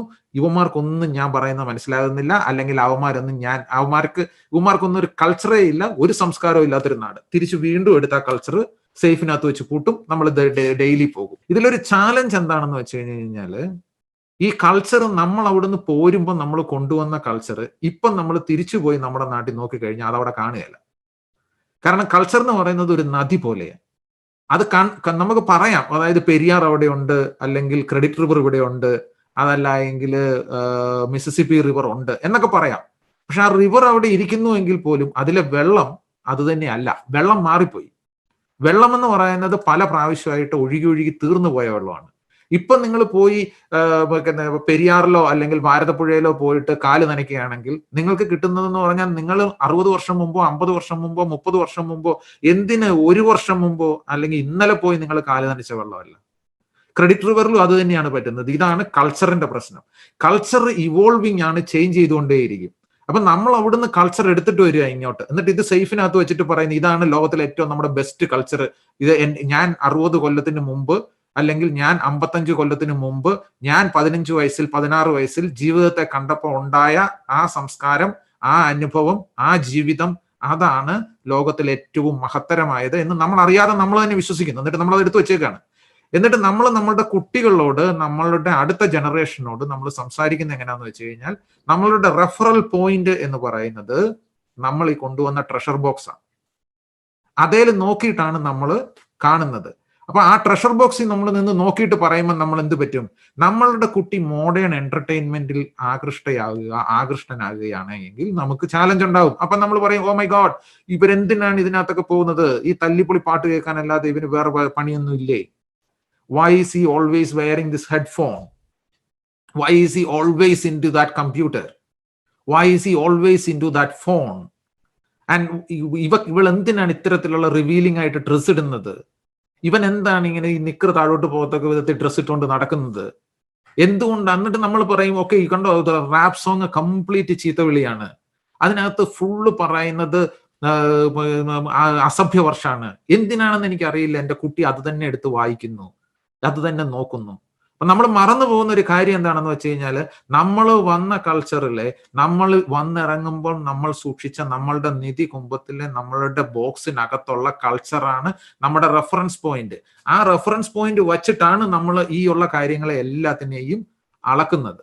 ഇത് പലപ്പോഴായിട്ട് റിസർച്ചസ് പ്രൂവ് ചെയ്തിട്ടുണ്ട്, അസിമുലേഷൻ, അക്കൾച്ചറേഷൻ എന്നൊക്കെ പറഞ്ഞിട്ട്. അപ്പം നമ്മൾ വന്ന് ഇറങ്ങുന്ന കൾച്ചറിൽ ഹോസ്റ്റ് കൾച്ചർ എന്ന് പറയും. അപ്പൊ ഇവിടെ വന്ന് നമ്മൾ ഇറങ്ങുന്ന സമയത്ത് നമ്മൾ കൊണ്ടുവരുന്ന കൾച്ചർ നമ്മുടെ ഇവിടെയുള്ള കൾച്ചറുമായിട്ട് നമ്മൾ ഒന്ന് അഡാപ്റ്റ് ചെയ്യാനുള്ള ഒരു ശ്രമം നടത്തും. അത് പരസ്പരമായിട്ട് അത് ഒരു വിട്ടുവീഴ്ചയാണ്. ഇത് ഏറ്റവും നന്നായിട്ട് പറയണമെന്നുണ്ടെങ്കിൽ, നിങ്ങൾ ജോലി സ്ഥലത്ത് പോകുമ്പോഴാണ് നിങ്ങൾ ഏറ്റവും ഭയങ്കരമായിട്ട് ചേഞ്ച് ചെയ്യുക. നിങ്ങൾ ജോലി സ്ഥലത്ത് പോകുമ്പോൾ നിങ്ങൾ നിങ്ങളുടെ നിധി കുംഭത്തിൽ കൊണ്ടുവന്നിരിക്കുന്ന പഴയ സേഫ് വെച്ചിരിക്കുന്ന കൾച്ചർ നിങ്ങൾ എടുക്കത്തില്ല. നിങ്ങൾ പകരം ഭയങ്കര ഒബ്സർവന്റ് ആയിരിക്കും കറന്റ് കൾച്ചർ എന്താണെന്നുള്ളത്. നമ്മൾ അവിടെ വെച്ചിട്ട് ആ കൾച്ചറിനകത്ത് നിൽക്കാൻ ശ്രമിക്കും. അപ്പം നമ്മൾ രാവിലെ വന്നു കഴിഞ്ഞാൽ ഉടനെ ഗുഡ് മോർണിംഗ് പറയാൻ പഠിക്കും. അത് ഇറങ്ങിപ്പോകുന്ന സമയത്ത് ഗുഡ് ഈവനിങ് പറയാൻ പഠിക്കും. അല്ല എന്നുണ്ടെന്നുണ്ടെങ്കിൽ ഹായ് ഹൗ ആർ യു എന്ന് പറയാൻ പഠിക്കും. നമ്മളുടെ എല്ലാവരുടെയും ഫോണിൽ നമ്മൾ മെസ്സേജസ് കറക്റ്റ് ചെയ്യും. ഇതൊക്കെ ചെയ്യുന്നതെന്ന് പറഞ്ഞാൽ നമ്മൾ അസിമുലേറ്റ് ചെയ്യുവാണ് ഒരു കൾച്ചറിനോട്. അപ്പൊ പ്രായമായി കഴിഞ്ഞ് നമ്മൾ അസിമുലേറ്റ് ചെയ്യുമ്പോൾ, ഒരു പ്രത്യേക സ്ഥലത്ത് വന്നു കഴിയുമ്പോൾ നമുക്ക് തോന്നും, ഇതെന്തിനാ നമ്മൾ ഇനി ചെയ്യുന്നേ? പ്രത്യേകിച്ച് ബെനിഫിറ്റ് ഇല്ലല്ലോ. അപ്പൊ അതുകൊണ്ട് എൻ്റെ കംഫർട്ട് എൻ്റെ പഴയ കൾച്ചറാണ് എന്ന് നമുക്ക് എപ്പോഴും തോന്നാനായിട്ടൊരു സാഹചര്യം ഉണ്ടാവും. അതേസമയം നമ്മൾ ഇവിടെ വളരുന്ന കുട്ടികളെ സംബന്ധിച്ച് പറയുകയാണെന്നുണ്ടെങ്കിൽ അവർക്ക് ഒരു റെഫറൻസ് കൾച്ചർ ഇല്ല. മറ്റൊരു റെഫറൻസ് കൾച്ചർ ഇല്ലാതെയാണ് ആ കുട്ടികൾ വരുന്നത്. അവരെ സംബന്ധിച്ച് മെയിൻ സ്ട്രീമിൽ അവർ സ്കൂളിൽ പോകുമ്പോൾ, അവർ കോളേജിൽ പോകുമ്പോൾ, അവരുടെ ഫ്രണ്ട്സുമായിട്ട് അവർ ഇന്ററാക്ട് ചെയ്യുമ്പോൾ ഉണ്ടാകുന്നതാണ് അവരുടെ കൾച്ചർ. ഇതിൽ സിഗ്നിഫിക്കന്റ് ആയിട്ടൊരു ചാലഞ്ച് എന്താണെന്ന് വെച്ച് കഴിഞ്ഞ് കഴിഞ്ഞാൽ, നമ്മൾ നോ നോ നോ എന്ന് നമ്മൾ കൂടുതൽ ഒരു കുട്ടിയോട് പറയുന്നതോടും, നിങ്ങൾക്ക് എല്ലാവർക്കും അറിയാം ഫോർബിഡൻ ഫ്രൂട്ട് എന്ന് പറയുന്നത് സ്വീറ്റസ്റ്റ് ആണ്, അത് ഭയങ്കര മധുരമുള്ളതാണ്. അപ്പൊ അതിനു വേണ്ടിയിട്ട് മനുഷ്യര് ശ്രമിക്കും. അപ്പൊ നമുക്ക് എന്ത് ചെയ്യാൻ സാധിക്കും എന്നുള്ളതാണ് ഇതിനകത്തെ പ്രധാനമായിട്ടുള്ള അവസ്ഥ. ഇപ്പൊ ഞാൻ പറഞ്ഞത് കൾച്ചറുണ്ട്, നിങ്ങൾക്ക് എല്ലാവർക്കും ഉണ്ട്. നമ്മൾ കൊണ്ടുവന്നപ്പോൾ നമ്മൾ സ്വാംശീകരിച്ചിരിക്കുന്ന കൾച്ചറൽ ആസ്പെക്ട് നമ്മുടെ ലൈഫിലുണ്ട്. നമ്മളുടെ കുട്ടികൾക്ക് ആ ടെസ്റ്റ് റെഫറൻസ് ഇല്ല. അപ്പൊ അതുകൊണ്ട് അവരും വേറൊരു രീതിയിലാണ് തിങ്ക് ചെയ്യുന്നത്. അപ്പൊ അതിലെന്ത് നമുക്ക് ചെയ്യാൻ പറ്റും? ഒന്ന്, നമ്മളുടെ കുട്ടികളെ കൂടുതലായിട്ട് നമ്മളുടെ കൾച്ചർ ചെറുപ്പകാലം മുതൽ പഠിപ്പിക്കുവാൻ ശ്രമിക്കണം. അപ്പം കൾച്ചർ പഠിപ്പിക്കുക എന്ന് പറഞ്ഞാൽ തല്ലി പഠിപ്പിക്കാൻ പറ്റത്തില്ല. കൾച്ചർ പഠിപ്പിക്കുക എന്ന് പറഞ്ഞാൽ കൾച്ചർ നമുക്ക് എക്സ്പോസ് ചെയ്യാനേ പറ്റത്തുള്ളൂ. അപ്പൊ നമ്മളുടെ കൾച്ചർ എക്സ്പോസ് ചെയ്യണം. അപ്പൊ കൾച്ചറിന് ഒരു പ്രശ്നമുണ്ട്. അതെന്താന്ന് വെച്ച് കഴിഞ്ഞ് കഴിഞ്ഞാൽ, നമ്മൾ എക്സ്പോസ് ചെയ്യുമ്പോൾ അതിന്റെ ഗുഡും ബാഡും ഒരുമിച്ച് എക്സ്പോസ്ഡ് ആയി പോകും. You can not filter culture and expose to. അതായത് ഒരു കൾച്ചറിലെയും നന്മ മാത്രം നമുക്ക് കുട്ടികളെ പറഞ്ഞു പഠിപ്പിക്കാൻ പറ്റത്തില്ല. നമ്മൾ പറയുമ്പം അതിന്റെ നന്മയും പുറത്തു പോകും, അതിന്റെ തിന്മയും പുറത്തു പോകും. അപ്പൊ അതെപ്പോഴും മനസ്സിലാക്കിക്കോണം. നമ്മൾ നമ്മുടെ കൾച്ചർ പഠിപ്പിക്കാനായിട്ട് ശ്രമിക്കുമ്പം നമ്മൾ റൊമാൻറ്റസൈസ് ചെയ്തിരിക്കുകയാണ് കൾച്ചറിനെ. നമ്മൾ എന്താണ് പറയാ, നമ്മൾ ഭയങ്കരമായിട്ട് ഒരു സ്വപ്ന ലോകത്തിലാണ് നമ്മൾ ആ കൾച്ചറുമായിട്ട് ഇരിക്കുന്നത്. നമ്മളുടെ ഉള്ളിലുള്ള കൾച്ചർ അതാണ്. നമ്മുടെ നാട്ടിൽ പണ്ട് എന്താ പറയുന്നത്, അച്ഛനും അമ്മയും മുത്തശ്ശനും മുത്തശ്ശിയും അല്ലെങ്കിൽ ബന്ധുക്കളും സ്വന്തക്കാരും എല്ലാം ഒരുമിച്ചുണ്ടാകുക, വിളവെടുക്കാൻ പോവുക, അല്ലെങ്കിൽ ഒരുമിച്ച് കൃഷിയിടത്തിൽ പണിയെടുത്തു, അല്ലെങ്കിൽ കഷ്ടപ്പെട്ടു, ഞങ്ങൾ ആ കഞ്ഞി വാങ്ങി വെച്ചതെല്ലാം ഞങ്ങൾ എല്ലാവരും കൂടെ പകുത്തു കഴിച്ചു എന്നൊക്കെ പറയുന്ന കുറേ റൊമാൻറ്റിക് ആയിട്ടുള്ള കുറെ കാര്യങ്ങളാണ് നമ്മൾ കൾച്ചറായിട്ട് നമ്മുടെ ഉള്ളിൽ വെച്ചേക്കുന്നത്. പക്ഷെ കുട്ടിയെ നമ്മൾ എക്സ്പോസ് ചെയ്യുമ്പോൾ കുട്ടി കറന്റ് കൾച്ചറിലാണ് എക്സ്പോസ്ഡ് ആകുക. അപ്പൊ കറന്റ് കൾച്ചറിലേക്ക് നമ്മളുടെ കൾച്ചർ എടുത്ത് കാണിക്കുന്ന സമയത്ത് അതിലെ ഗുഡും ബാഡും കുട്ടിക്ക് കിട്ടും. അപ്പൊ കുട്ടികൾ ചിലപ്പോൾ ചോദ്യം ചോദിക്കും, നിങ്ങൾ കഷ്ടപ്പെട്ടു എന്ന് പറഞ്ഞാൽ ഞാൻ എന്തിനാ കഷ്ടപ്പെടുന്നതെന്ന് ചോദിക്കും. അത് റൂഡായിട്ട് നമുക്ക് ചിലപ്പോൾ ഫീൽ ചെയ്യും, പക്ഷെ റൂഡ് അല്ലല്ലോ അത്. അവരത് അവരുടെ നാച്ചുറൽ ആയിട്ടുള്ള റിയാലിറ്റി നിന്നുകൊണ്ടാണ് ചോദിക്കുന്നത്. ഓക്കെ ഡാഡ് പണ്ട് 3 കിലോമീറ്റർ നടന്ന്, അല്ലെങ്കിൽ 4 കിലോമീറ്റർ നടന്ന്, അല്ലെങ്കിൽ 2 കിലോമീറ്റർ സൈക്കിൾ ചവിട്ടിയ സ്കൂളിൽ പോയി എന്ന് പറയുന്നു. Why should I do that? എനിക്ക് അങ്ങനെ ചെയ്യേണ്ട ആവശ്യം ഇല്ലല്ലോ. സ്കൂൾ ബസ് എന്റെ വീടിന്റെ ഫ്രണ്ടിൽ വരും, എനിക്ക് കയറി പോകാമല്ലോ. I'm in a culture where I can do A B and C. അത്തരം ഒരു സാഹചര്യത്തിൽ എന്തിനാണ് എന്നൊരു ചോദ്യം വരും. അതുകൊണ്ടാണ് നേരത്തെ ഞാൻ പറഞ്ഞത്, കണ്ണടച്ച് നമ്മളുടെ കുട്ടികളുടെ വിശ്വാസങ്ങളെ, കുട്ടികളുടെ നടപടികളെ, അല്ലെങ്കിൽ കുട്ടികൾ ജീവിക്കുന്ന കൾച്ചറിനെ നിരാകരിക്കാൻ ശ്രമിക്കരുത്. If you try to diffuse it and then if you try to set it, say that what you are following in the current where you are in കാനഡയിൽ കൾച്ചർ, ആ കൾച്ചർ ഒട്ടും പറ്റത്തില്ല മക്കളെ, ഇതൊട്ടും ശരിയല്ല എന്ന് നിങ്ങളൊരു സ്റ്റാൻഡ് എടുത്താൽ നിങ്ങളുടെ കുട്ടി നിങ്ങൾക്ക് എതിരായ സ്റ്റാൻഡ് എടുക്കും. അതാണ് നേരത്തെ ഞാൻ പറഞ്ഞ ജനറേഷൻ ഗ്യാപ്പും കമ്മ്യൂണിക്കേഷൻ ഗ്യാപ്പും ഉണ്ടാക്കും. അപ്പൊ എങ്ങനെ നമുക്കിത് മാറ്റാൻ സാധിക്കും? അപ്പൊ നിങ്ങൾക്ക് നിങ്ങളുടെ കൊച്ചുമക്കളോട് സംസാരിക്കുകയാണെന്ന് വിചാരിക്കുക. നിങ്ങൾ നിങ്ങളുടെ കൊച്ചുമക്കളോട് സംസാരിക്കുമ്പോൾ ഞാനൊരു 6 ടെക്നിക്ക് പറഞ്ഞിട്ടുണ്ട്. ഈ 6 ടെക്നിക്ക് യൂസ് ചെയ്യാൻ പറ്റുമെന്നുണ്ടെന്നുണ്ടെങ്കിൽ ഒരുമാതിരിയൊക്കെ നിങ്ങൾക്ക് നിങ്ങളുടെ കൊച്ചുമക്കളോട് നല്ല പോസിറ്റീവ് റിലേഷൻഷിപ്പ് ഉണ്ടാക്കാൻ പറ്റും. ഇത് നിങ്ങളുടെ കുട്ടികളോടും നിങ്ങൾക്ക് ചെയ്യാൻ പറ്റും. നിങ്ങളുടെ കുട്ടികളാകുമ്പം നിങ്ങൾക്ക് പേരന്റ് എന്ന് പറയുന്ന റോൾ ഉണ്ട്. അപ്പൊ ചില കാര്യങ്ങൾ ഒരു സ്ലൈറ്റ്ലി ഡിഫറെന്റ് ആയിരിക്കും. പക്ഷെ ഇതൊരു ഇൻ ജനറൽ നമുക്ക് പറയാം. നിങ്ങൾ എന്ത് പറയാനും നിങ്ങളുടെ കൊച്ചുമക്കളോട് സംസാരിക്കുമ്പോൾ can you start with a compliment? അവർ ചെയ്ത നല്ല കാര്യങ്ങളെക്കുറിച്ച്, അവരുടെ നന്മകളെക്കുറിച്ച് 1 വാക്കല്ല 2 വാക്ക് പറഞ്ഞ് നിങ്ങൾക്ക് തുടങ്ങാമോ? നീ എന്തുവാടാ തലമുടി ഇങ്ങനെ നീട്ടി വളർത്തിയേക്കുന്നത് എന്നല്ല നമ്മൾ ചോദ്യം ചോദിച്ച് തുടങ്ങുന്നത്. നമ്മളുടെ കൊച്ചുമോനെ കാണുമ്പോൾ അല്ലെ കൊച്ചുമോളെ കാണുമ്പോൾ, യുവർ ഹെയർ ലുക്സ് ബ്യൂട്ടിഫുൾ എന്ന് പറഞ്ഞ് നമുക്ക് തുടങ്ങാൻ പറ്റണം. അല്ലെങ്കിൽ നീ ഇത് എന്തോന്ന് ഡ്രസ്സാടാ ഇട്ടുകൊണ്ട് നടക്കുന്നത് എന്ന് ചോദിക്കുന്നത്, എന്തുവാടി ഇത് ഉള്ളതെല്ലാം കൂടെ തുറന്നു കാണിച്ചാണോ ഡ്രസ്സ് ഇട്ടുകൊണ്ട് നടക്കുന്നത് എന്ന് ചോദിക്കുന്നതിനേക്കാൾ നല്ലത് നമ്മൾ ആ ചോദ്യം ചോദിക്കേണ്ടത് you look beautiful in this dress എന്ന് പറയണം. എന്നിട്ട് വേണം നമ്മൾ അടുത്ത ആസ്പെക്ട് ആലോചിക്കാൻ. പിന്നെ എപ്പോഴും സ്മോൾ ടോക്ക് ഉണ്ടാക്കാൻ നോക്കണം. Keep it light. അതായത് സ്മോൾ ടോക്ക്, വലിയ വലിയ കാര്യങ്ങളല്ല നിങ്ങൾ കുട്ടികളോട് സംസാരിക്കേണ്ടത്. ജനറേഷൻ സംസാരിക്കുന്ന സമയത്ത് ഇപ്പൊ ഗ്രാൻഡ് ഫാദറോ ഗ്രാൻഡ് മദറോ കൊച്ചുമക്കളോട് സംസാരിക്കുമ്പം വലിയ വലിയ പ്രബോധനമോ നാട്ടിലെ വലിയ വലിയ കാര്യങ്ങളെ കുറിച്ച് പറയുന്നതിനേക്കാൾ കൂടുതൽ നമ്മൾ പറയേണ്ടത് ചെറിയ ചെറിയ വർത്തമാനങ്ങൾ. പണ്ടൊരു മഴ നിങ്ങൾ എങ്ങനെ ആസ്വദിച്ചു, അല്ലെങ്കിൽ എങ്ങനെ നിങ്ങൾ പണ്ട് നടന്നു പോയപ്പോൾ എന്തൊക്കെ ചെയ്തു, ചെറിയ ചെറിയ കാര്യങ്ങൾ പറയാൻ ശ്രമിക്കുക. അതുപോലെ തന്നെ show A genuine interest in your children.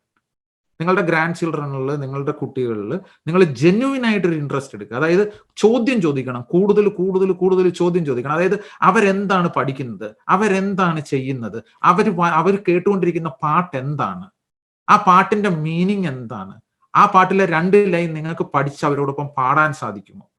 ഇതെല്ലാം നമ്മൾ പതുക്കെ പതുക്കെ ചെയ്യാൻ ശ്രമിക്കണം. അപ്പോഴാണ് കുട്ടികൾക്ക് തോന്നുക, ഓക്കെ, മൈ ഗ്രാൻഡ് പാ or grand dad is grand മാ ഈസ് കൂൾ എന്ന് പറയും. I have an old dude at home, he is very cool എന്ന് പറയും.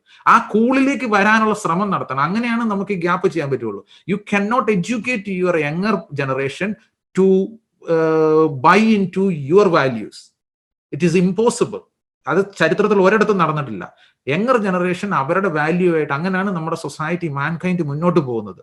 നമ്മൾ ചാലഞ്ചിങ് ആണ് യങ്ങർ ജനറേഷൻ നമ്മുടെ മുമ്പിൽ. അപ്പം നമുക്കത് മനസ്സിലാക്കാനായിട്ടുള്ളൊരു സ്റ്റെപ്പിംഗ് ആയിരിക്കണം.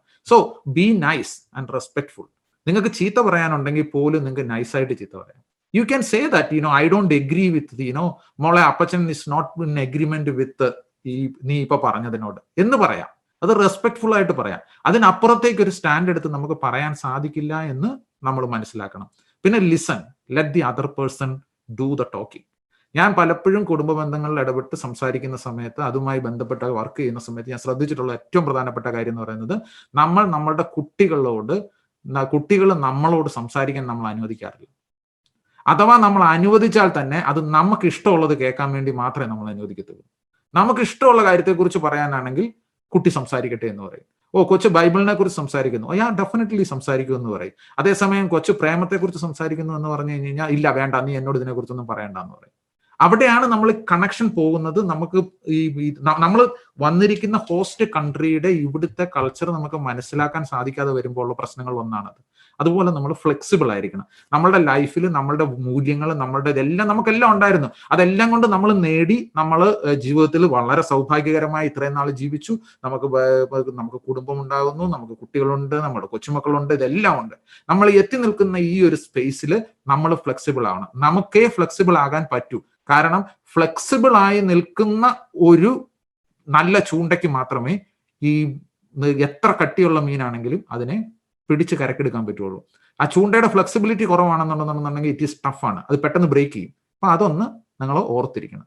ഇനി എല്ലാം മറന്നുപോയാലും, ഇന്നത്തെ പ്രസന്റേഷനിൽ ഞാൻ ഈ പറയുന്ന എന്ത് സാധനം മറന്നുപോയാലും, നിങ്ങൾ ഈ 4 കാര്യങ്ങൾ ഓർക്കണം. Behaviour, impact, strength and expectations. ഇതാണ് അടിസ്ഥാനപരമായി മനുഷ്യബന്ധങ്ങളുടെ ഏറ്റവും പ്രധാനപ്പെട്ട കാര്യം. നമ്മുടെ ബിഹേവിയറുകൾ ആണ് ആളുകൾ അങ്ങോട്ടും ഇങ്ങോട്ടും ആകർഷിക്കുക. മറ്റെല്ലാം ഉണ്ടാവും, നിങ്ങൾക്ക് 10,000 വാല്യൂസും ഗുണങ്ങളും ഒക്കെ ഉണ്ടാവും. പക്ഷെ നിങ്ങളുടെ behaviour if it's not appropriate, അതാരും വില വയ്ക്കില്ല. പിന്നെ നിങ്ങളുടെ ബിഹേവിയറിന് ഒരു ഇമ്പാക്റ്റ് ഉണ്ട് എന്ന് എപ്പോഴും ആലോചിക്കണം.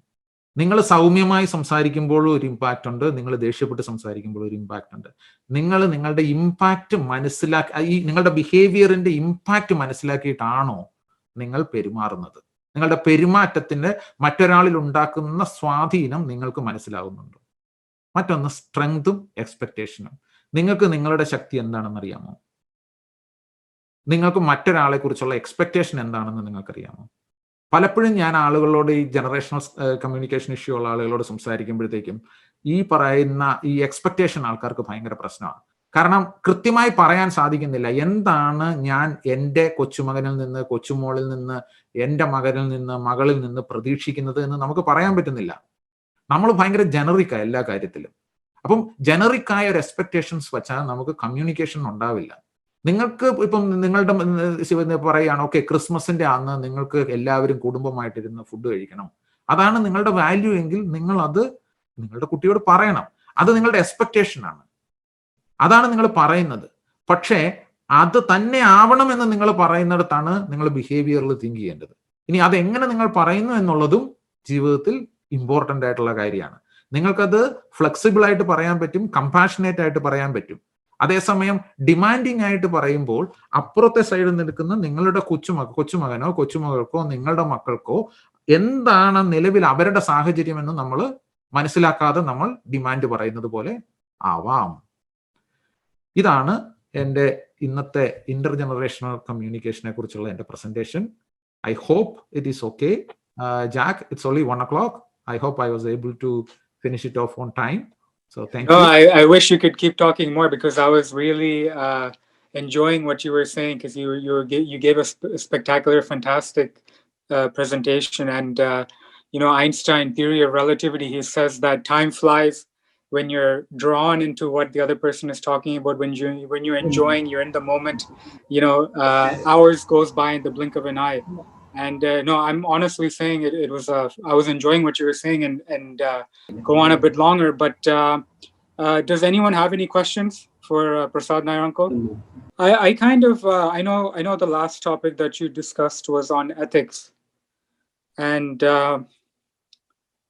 no, I don't mean to sort of surprise you, because a lot of these topics are abstract questions, so there's no right or wrong answer. And but I was trying to sort of think about it was replaying in my mind after that talk. This idea of ethics and sort of especially the hot topic now is bullying, right? And really it's how do we teach the young? Even now we're bringing it back to intergenerational communication.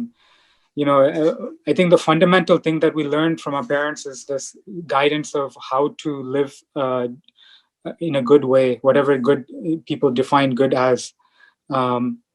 So you learn your sets of values. Basically, that's the legacy that the parents leave to us. They teach us, instill the values, the morality, the what's important. So, I think someone mentioned it in the message is, parents talking about it's important for children to learn, not to also be able to understand the language Malayalam, not to use the language.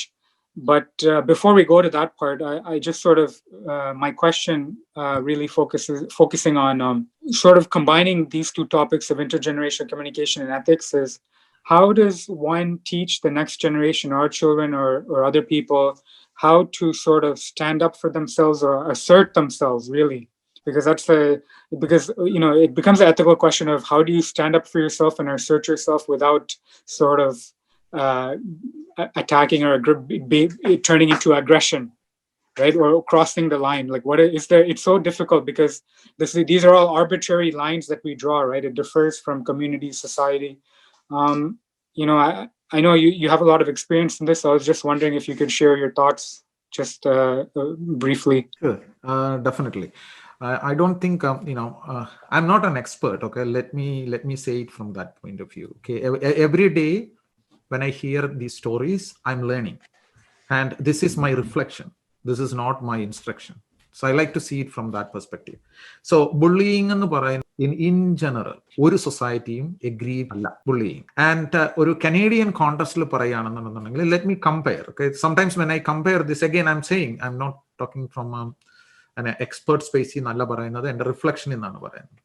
ഞാൻ നോക്കുമ്പം എനിക്കൊരു Indian cultural exposure ഉണ്ട്, കേരളത്തിൽ ഉള്ള cultural exposure ഉണ്ട്, Canadian cultural exposure ഉണ്ട്.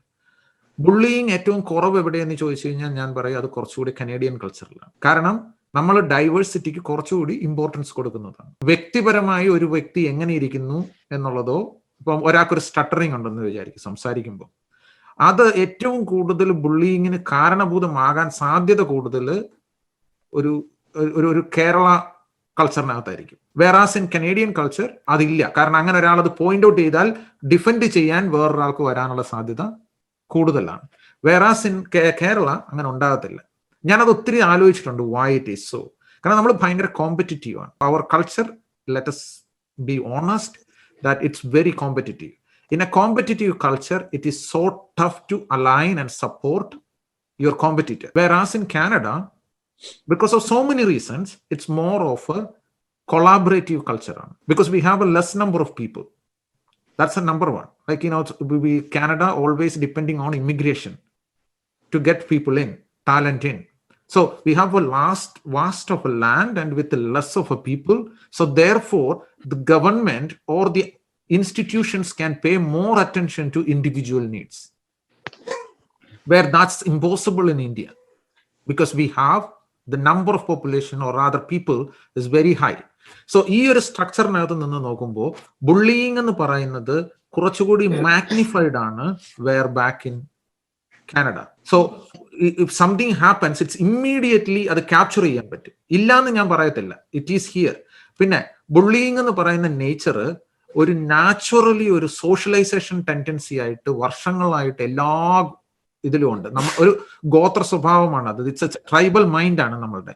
നമ്മൾ അതിൽ നിന്ന് വളർന്നു വരുമ്പം ഇതുണ്ട്. കാരണം എന്താണ്, ഈ ചില സമയത്തെങ്കിലും റാഗ് ചെയ്യാന്ന് കേട്ടിട്ടില്ലേ? അതായത് bringing a person into the common norms, അതായത് ഒരു സൊസൈറ്റൽ നോമിലേക്ക് കൊണ്ടുവരാനായിട്ടാണ് നമ്മൾ ഈ ടീസിങ്, നമ്മൾ ഇൻഫ്ലുവൻസിങ് നെഗറ്റീവ്ലി ഇതൊക്കെ ചെയ്യുന്നത്. അതായത് ചിലപ്പോൾ ഫിസിക്കലി പോലും ആകുന്നത്. Bringing that person into a common good, അല്ലെങ്കിൽ അതൊരു സസ്റ്റൈൻമെന്റിന്റെ ഭാഗമാണ്. പക്ഷെ ഒരു ഡെമോക്രാറ്റിക് സൊസൈറ്റിയിൽ, ഒരു individualistic democratic society like in Canada, it is tough. അതുകൊണ്ടാണ് നമ്മൾ ഒരാളെ തെറ്റായി കാണുന്നതോ മറ്റൊരു രീതിയിൽ വ്യാഖ്യാനിക്കുന്നതോ അയാളെ കുറ്റപ്പെടുത്തുന്നതോ തെറ്റാണ് എന്ന് പറയുകയും അതിനുവേണ്ടി ഇവിടെ ഇന്റർവെൻഷൻസ് ഉണ്ടാവുകയും ചെയ്യുന്നത്. പക്ഷെ ഈ ഇന്റർവെൻഷൻസ് എല്ലാം പെർഫെക്റ്റ് അല്ല, റൈറ്റ്? ഇൻ സ്കൂൾസിൽ 0 ടോളറൻസ് ആണ് ബുള്ളിയിങ്ങിനോട്. whereas in at significant challenges and spaces police വരെ ഇൻവോൾവ് ആകും. പക്ഷെ ഇതൊരു എന്താണ് സ്ട്രെയിറ്റ് ഒരു ബ്ലാക്ക് ആൻഡ് വൈറ്റ് പ്രോബ്ലം അല്ല. It is A little confusing area four lot of people. കാരണം ഒരു കുട്ടി ബുള്ളി ചെയ്യുക എന്ന് പറഞ്ഞാൽ അതിന്റെ അർത്ഥം ആ ബുള്ളി ചെയ്യുന്ന കുട്ടിയും നീഡാണ്. അതും കുട്ടിയാണ്, അല്ലേ? അതായത് ഒരു 14 വയസ്സുള്ള ഒരാള് 14 വയസ്സുള്ള വേറൊരാളെയോ 12 വയസ്സുള്ള വേറൊരാളെയോ ബുള്ളി ചെയ്യുക എന്ന് പറഞ്ഞാൽ there is a need for the 14-year-old too. അപ്പൊ interventions are always geared towards helping that 14-year-old. Therefore, sometimes the parents who the child bully ചെയ്യപ്പെട്ട ചൈൽഡിന്റെ പേരൻസിന് ഫീൽ ചെയ്യും, oh my God, system is not doing anything. System ചെയ്യുന്ന ഏറ്റവും പ്രധാനപ്പെട്ട part എന്ന് പറയുന്നത് bully ചെയ്യപ്പെടുന്ന കുട്ടിയെ പ്രൊട്ടക്ട് ചെയ്യാനായിട്ട് ആ ഒരു സ്പേസിൽ നിന്ന് മാറ്റുക. അത് വിക്ടിമിനെ സപ്പോർട്ടീവ് ആണ് ചെയ്യുന്നത്. അതേസമയം പെർപെക്ച്വേറ്റർ ബ്ലെയിമിങ്ങിന്റെ സ്പേസിൽ കൊണ്ടുവരാതെ വേണം ബുള്ളിയിങ്ങിൽ മാനേജ് ചെയ്യാൻ. കാരണം അല്ലെങ്കിൽ എന്താ പറ്റുകയെന്ന് വെച്ചാൽ അയാളെ നമ്മൾ സിസ്റ്റമാണ് ബുള്ളി ചെയ്യുന്നത്. പിന്നെയും പോയിട്ട് ഇപ്പൊ ബുള്ളി ചെയ്യുന്ന ഒരു കുട്ടിയോട് നീ ഈ ചെയ്തത് ശരിയല്ല എന്ന് പറയണമെന്നുണ്ടെങ്കിൽ അവനോട് ബുള്ളിയിങ്ങിൽ പറ്റില്ല തിരിച്ചു പറയാൻ. You have to do it slightly different, which is about accommodating, understanding and bringing that into that conversation. And that is why it's always becoming difficult. I think a lot of what you said is very true, and also I think a common issue that especially immigrants face and older adults anywhere in the world is that the parents the relationship they had with their parents, so my grandparents, was a completely different dynamic with the relationship that I have with my parents in terms of the freedoms to sort of talk with them or maybe contradict a viewpoint that they may hold, and so maybe that is another aspect of generational gap. And many times what the parenting methods that grandparents or forefathers used to use with their kids today would not be acceptable in common society, right? And so I don't know if adapting is more important, or if it's difficult to say which is. Everything has its pros and cons, and everything is different to every place and time and region and everything, but definitely that is true. And I think even with regards to sort of asserting yourself and maybe facing an enemy, what is the ethical way to sort of navigate that domain? I think maybe perhaps setting an example, show compassion, show love, and many a times that has more effect than putting up a wall of resistance against someone you view as an adversary. And sort of through love, maybe you can convince them to change their viewpoints or what you think they're doing wrong. So does anyone have any more questions from the audience? Jack, I will add on to that point. So which is like,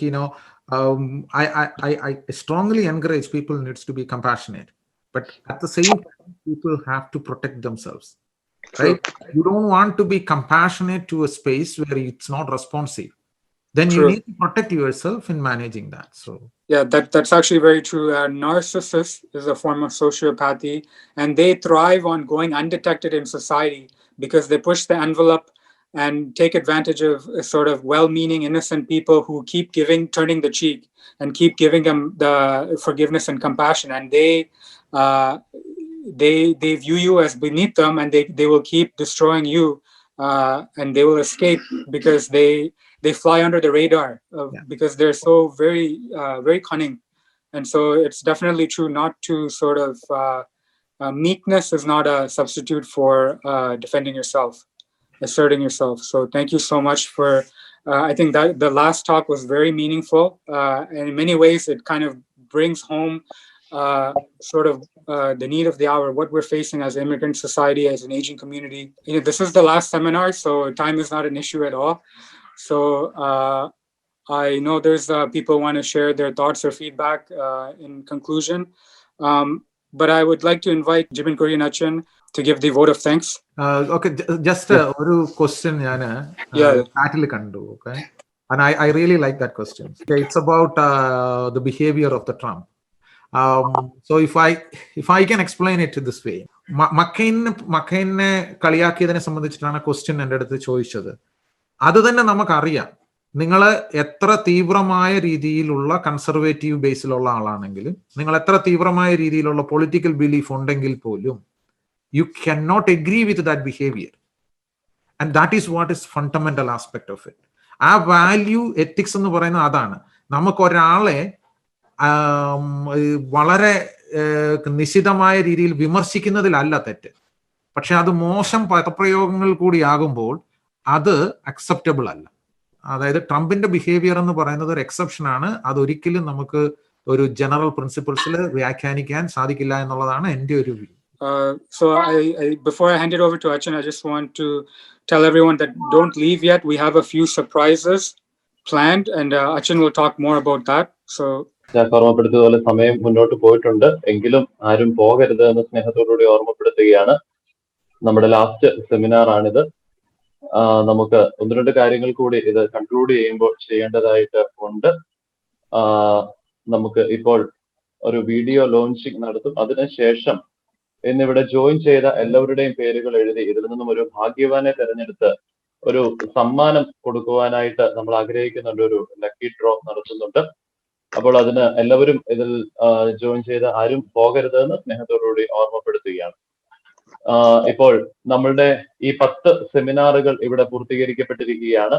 വളരെ സന്തോഷത്തോടുകൂടി, വളരെ ചാരിതാർത്ഥ്യത്തോടുകൂടിയാണ് Toronto saint Ignatius ജ്ഞാനായ യാക്കോബായ ഇടവക ഇവിടെ ആയിരിക്കുന്നത്. വളരെ അനുഗ്രഹകരമായിട്ട് ഈ programme തീരുമ്പോൾ നമ്മുടെ ഈ 10 വീക്കിലെയും ഈ നമുക്ക് വളരെ വാല്യുബിൾ ആയിട്ടുള്ള, വളരെ ഇൻഫോർമേറ്റീവ് ആയിട്ട് നമുക്ക് ഒരുപാട് ക്ലാസ്സുകൾ ലഭ്യമായി.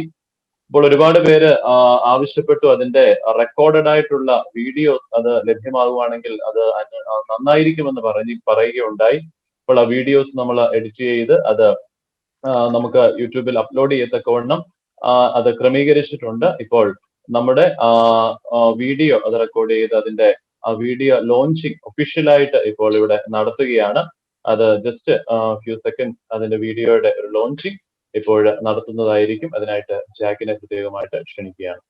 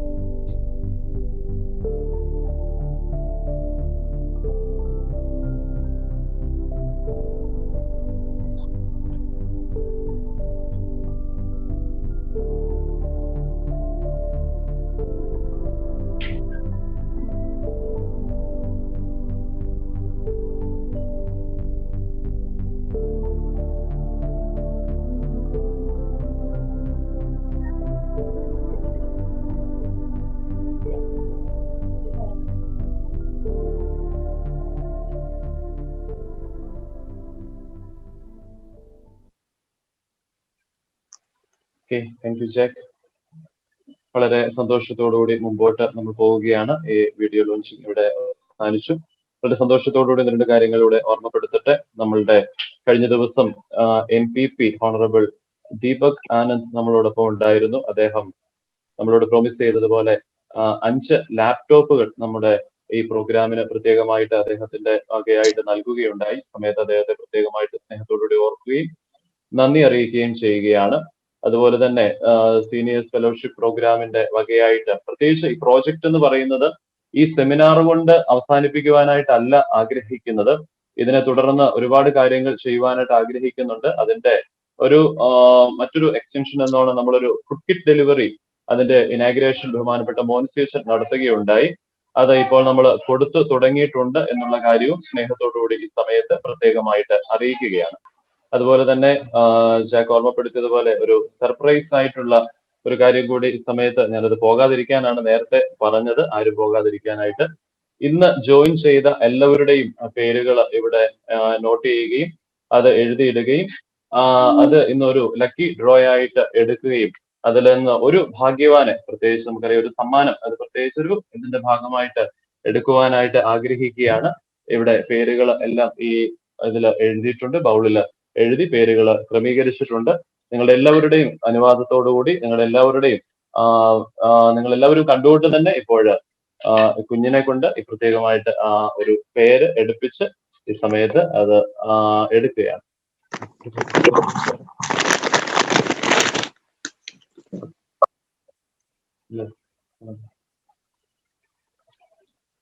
നിങ്ങളുടെ മുമ്പിൽ തന്നെ അത് ഓപ്പൺ ചെയ്യുകയാണ്.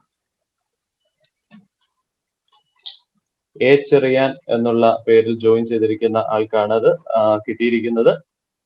എ ചെറിയാൻ, ഐ തിങ്ക് ഇത് നമ്മുടെ രായ്ചാനാണ്. നിങ്ങൾ ഇതിൽ ജോയിൻ ചെയ്ത ആളുകളുടെ അത് വെച്ചിട്ടാണ് ജോയിൻ ചെയ്തിരിക്കുന്ന ഇത് വെച്ചിട്ടാണ് അത് ഇട്ടത്. ഇതിനകത്ത് മുഴുവൻ പേരുകളും ഇന്ന് ജോയിൻ ചെയ്ത എല്ലാവരുടെയും പേരുകളും ഉണ്ട്.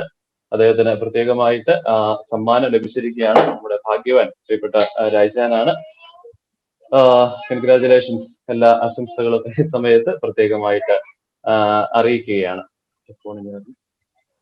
സ്നേഹമുള്ളവരെ, നമ്മുടെ ഈ പ്രോഗ്രാം ഏറ്റവും അനുഗ്രഹകരമായിട്ട് വൈൻഡപ്പ് ചെയ്യുമ്പോൾ ഒത്തിരി ആളുകളോട് പ്രത്യേകമായിട്ട് നന്ദി പറയേണ്ടതായിട്ടുണ്ട്. അറിയാം സമയം മുമ്പോട്ട് പോയിട്ടുണ്ടെങ്കിലും കുറച്ച് സമയം കൂടി ഞാൻ എടുക്കുകയാണ് നന്ദി പറയുവാനായിട്ട്. കാരണം ഈ പ്രോഗ്രാം ഇത്രയും വിജയകരമായിട്ട് തീരുവാനായിട്ട് ഇടയായത് ഒരുപാട് പേരുടെ പ്രത്യേകമായിട്ടുള്ള പ്രയത്നങ്ങളും അതുപോലെ തന്നെ ഒരുപാട് പേരുടെ നല്ല നിർദ്ദേശങ്ങളും നല്ല പ്രയത്നങ്ങളും കൊണ്ടാണ് ഇത് സാധ്യമായി തീർന്നത്. എല്ലാവരെയും ഈ സമയത്ത് പ്രത്യേകമായിട്ട് നന്ദിയോടുകൂടി ഓർക്കുകയാണ്. പ്രത്യേകിച്ച് ഇന്ന് നമ്മുടെ സ്പീക്കേഴ്സ് ആയിട്ട് കടന്നു വന്ന നമ്മുടെ ഏറ്റവും പ്രിയപ്പെട്ട ഡോക്ടർ നിഖിത്, അദ്ദേഹം ഒരുപാട് സമയം നമ്മളോടൊപ്പം ഉണ്ടായിരുന്നു. അദ്ദേഹത്തിന്റെ അസാന്നിധ്യത്തിലും അദ്ദേഹത്തോടുള്ള നന്ദിയും സ്നേഹവും ഈ സമയത്ത് പ്രത്യേകമായിട്ട് അറിയിക്കുകയാണ്. അതുപോലെ തന്നെ നമുക്ക് ഇന്ന് സ്പീക്കറായിട്ട് കടന്നു വന്ന പ്രിയപ്പെട്ട പ്രസാദ് നായർ, അദ്ദേഹം നമുക്കിന്ന് രണ്ടാമത്തെ ക്ലാസ് ആണ് എടുക്കുന്നത്. കഴിഞ്ഞ ഒരു പ്രാവശ്യം അദ്ദേഹം ക്ലാസ് എടുത്തിരുന്നു. അദ്ദേഹത്തിന്റെ വൈഫ് ശ്രീമതി ബിന്ദു പ്രസാദ്, അദ്ദേഹവും അവർ ക്ലാസ് നമുക്ക് എടുത്തു തന്നിരുന്നു. വളരെ മനോഹരമായിട്ട് ഈ ക്ലാസ്സുകളൊക്കെ കൈകാര്യം ചെയ്ത് നമുക്ക് വളരെ ഇൻഫോർമേറ്റീവ് ആയിട്ട് നമുക്ക് ഇന്ന് കേട്ട ക്ലാസ്സുകളൊക്കെ നമ്മളത് മനസ്സിലായി. അദ്ദേഹത്തോടുള്ള നന്ദിയും സ്നേഹവും ഈ സമയത്ത് ഏറ്റവും സന്തോഷത്തോടുകൂടിയും ഏറ്റവും വിനയത്തോടുകൂടിയും ഈ സമയത്ത് പ്രത്യേകമായിട്ട് അറിയിക്കുകയാണ്. അതുപോലെ തന്നെ നമ്മുടെ സ്പീക്കേഴ്സ് ആയിട്ട് കഴിഞ്ഞ ദിവസങ്ങളിലെല്ലാം കടന്നു വന്നവരെ പ്രത്യേകമായിട്ടൊന്ന് ഓർക്കുകയാണ്. അവരെല്ലാവരെയും ഈ സമയത്ത് നന്ദിയോടുകൂടി ഓർക്കുകയാണ്. സ്പീക്കേഴ്സ് ആയിട്ട് കടന്നു വന്നത് reverend father doctor Thomas Abraham Alecheril, reverend Aneesh M George Padikkamannil, reverend father Jojo Joseph Puthampurackal, reverend Moncy Varghese, reverend father Pius Mallinar, reverend father Jacob Edakkalathur, reverend Joslin Chacko, doctor Alok Gupta, Bindu Prasad, Roopa Vinod, doctor Baiju P, Cherian Thomas, Shrimati Sheeba Mathew, doctor Joseph Perumpallichira, Shri Prasad Nair, Shri Shinobi Scaria, doctor Shreyas Deepak Gowdar, Shri Chris Varghese, Shrimati Chris Varghese, Shri Praveen Varkey, Shri Vipin Mathew, Shri Binoj Joseph, Shrimati Marina Mathew, doctor Nikhit Mahale. അതുപോലെ തന്നെ ഗവൺമെന്റ് സൈഡിൽ നിന്നും 2 MPP കടന്നു വന്നിരുന്നു. അതുപോലെ തന്നെ ഇന്ന് നമ്മുടെ മുനിസിപ്പൽ സിറ്റി കൗൺസിലർ കടന്നു വന്നിരുന്നു, ഹോണറബിൾ MPP ഖലീദ് റഷീദ്, അതുപോലെ തന്നെ ഹോണറബിൾ MPP ദീപക് ആനന്ദ്, അതുപോലെ കൗൺസിലർ ദീപിക ദമേർല. ഇവര് ഇത്രയും പേരുടെ സാന്നിധ്യവും ഇത്രയും പേരുടെ സഹകരണവും വളരെ അനുഗ്രഹകരമായിട്ട് ഈ പ്രോഗ്രാം പൂർത്തീകരിക്കുവാനായിട്ട് സാധ്യമായി തീർന്നിരിക്കുകയാണ്. അവരെല്ലാവരെയും ഈ സമയത്ത് സ്നേഹത്തോടുകൂടി നന്ദിയോടുകൂടി എല്ലാവരോടും നന്ദിയും ഈ സമയത്ത് പ്രത്യേകമായിട്ട് അറിയിക്കുകയാണ്. അതുപോലെ തന്നെ ഈ പ്രോഗ്രാം ഇത്രയും വിജയകരമായിട്ട് തീരുമ്പോൾ കുറച്ച് ആളുകളെ ഓർക്കാതിരിക്കുവാനായിട്ട് സാധിക്കുകയില്ല. പ്രത്യേകിച്ച് ഈ പ്രോഗ്രാമിന്റെ കോർഡിനേറ്റേഴ്സ് ആയിട്ട് വർക്ക് ചെയ്ത ആളുകൾ. അതിൽ ഏറ്റവും പ്രധാനമായിട്ട് എടുത്തു പറയേണ്ടത് പ്രിയപ്പെട്ട പ്രകാശ് ചായനാണ്, പ്രകാശ് ജേക്കബ് ആറുമ്പിൽ. അദ്ദേഹത്തിന്റെ ഒരു വലിയ പ്രയത്നം ഈ പ്രോഗ്രാമിന് ഉടനീളം ഉണ്ടായിരുന്നു. കാരണം ഈ പ്രോഗ്രാം ഇന്ന് ഇത്രയും വിജയകരമായിട്ട് പൂർത്തീകരിക്കുമ്പോൾ അദ്ദേഹമാണ് ഇതിനകത്ത് ഏറ്റവും കൂടുതൽ എഫേർട്ട് എടുത്ത ഒരു വ്യക്തി എന്ന് പറയുന്നത്. ഏറ്റവും കൂടുതലായിട്ട് ആളുകളെ വിളിക്കുകയും പ്രത്യേകിച്ച് അച്ഛന്മാരെയും അതുപോലെ തന്നെ സ്പീക്കേഴ്സിനെ ഒക്കെ ക്ഷണിക്കുകയും അവർക്ക് എല്ലാ നിർദ്ദേശങ്ങളും കൃത്യസമയത്ത് നൽകുകയും എല്ലാം ക്രമീകരിച്ചത് പ്രിയപ്പെട്ട പ്രകാശ് ചായനാണ്. പ്രകാശ് ചായൻ ഒരിക്കലും മറക്കുവാനായിട്ട് സാധിക്കുകയില്ല. പ്രകാശ് ചായനുള്ള നന്ദിയും സ്നേഹവും ഈ സമയത്ത് അദ്ദേഹമാണ് ഇത് കോർഡിനേറ്റ് ചെയ്തത്. അതുകൊണ്ട് നന്ദി പറയേണ്ട കാര്യമില്ലെങ്കിലും ഔപചാരികതയുടെ പേരിൽ പ്രകാശ് ചായനോട് ഈ സമയത്ത് ഏറ്റവും സ്നേഹത്തിന്റെ ഭാഷയിൽ ഈ സമയത്ത് നന്ദിയും സ്നേഹവും ഈ സമയത്ത് പ്രത്യേകമായിട്ട് അറിയിക്കുകയാണ്.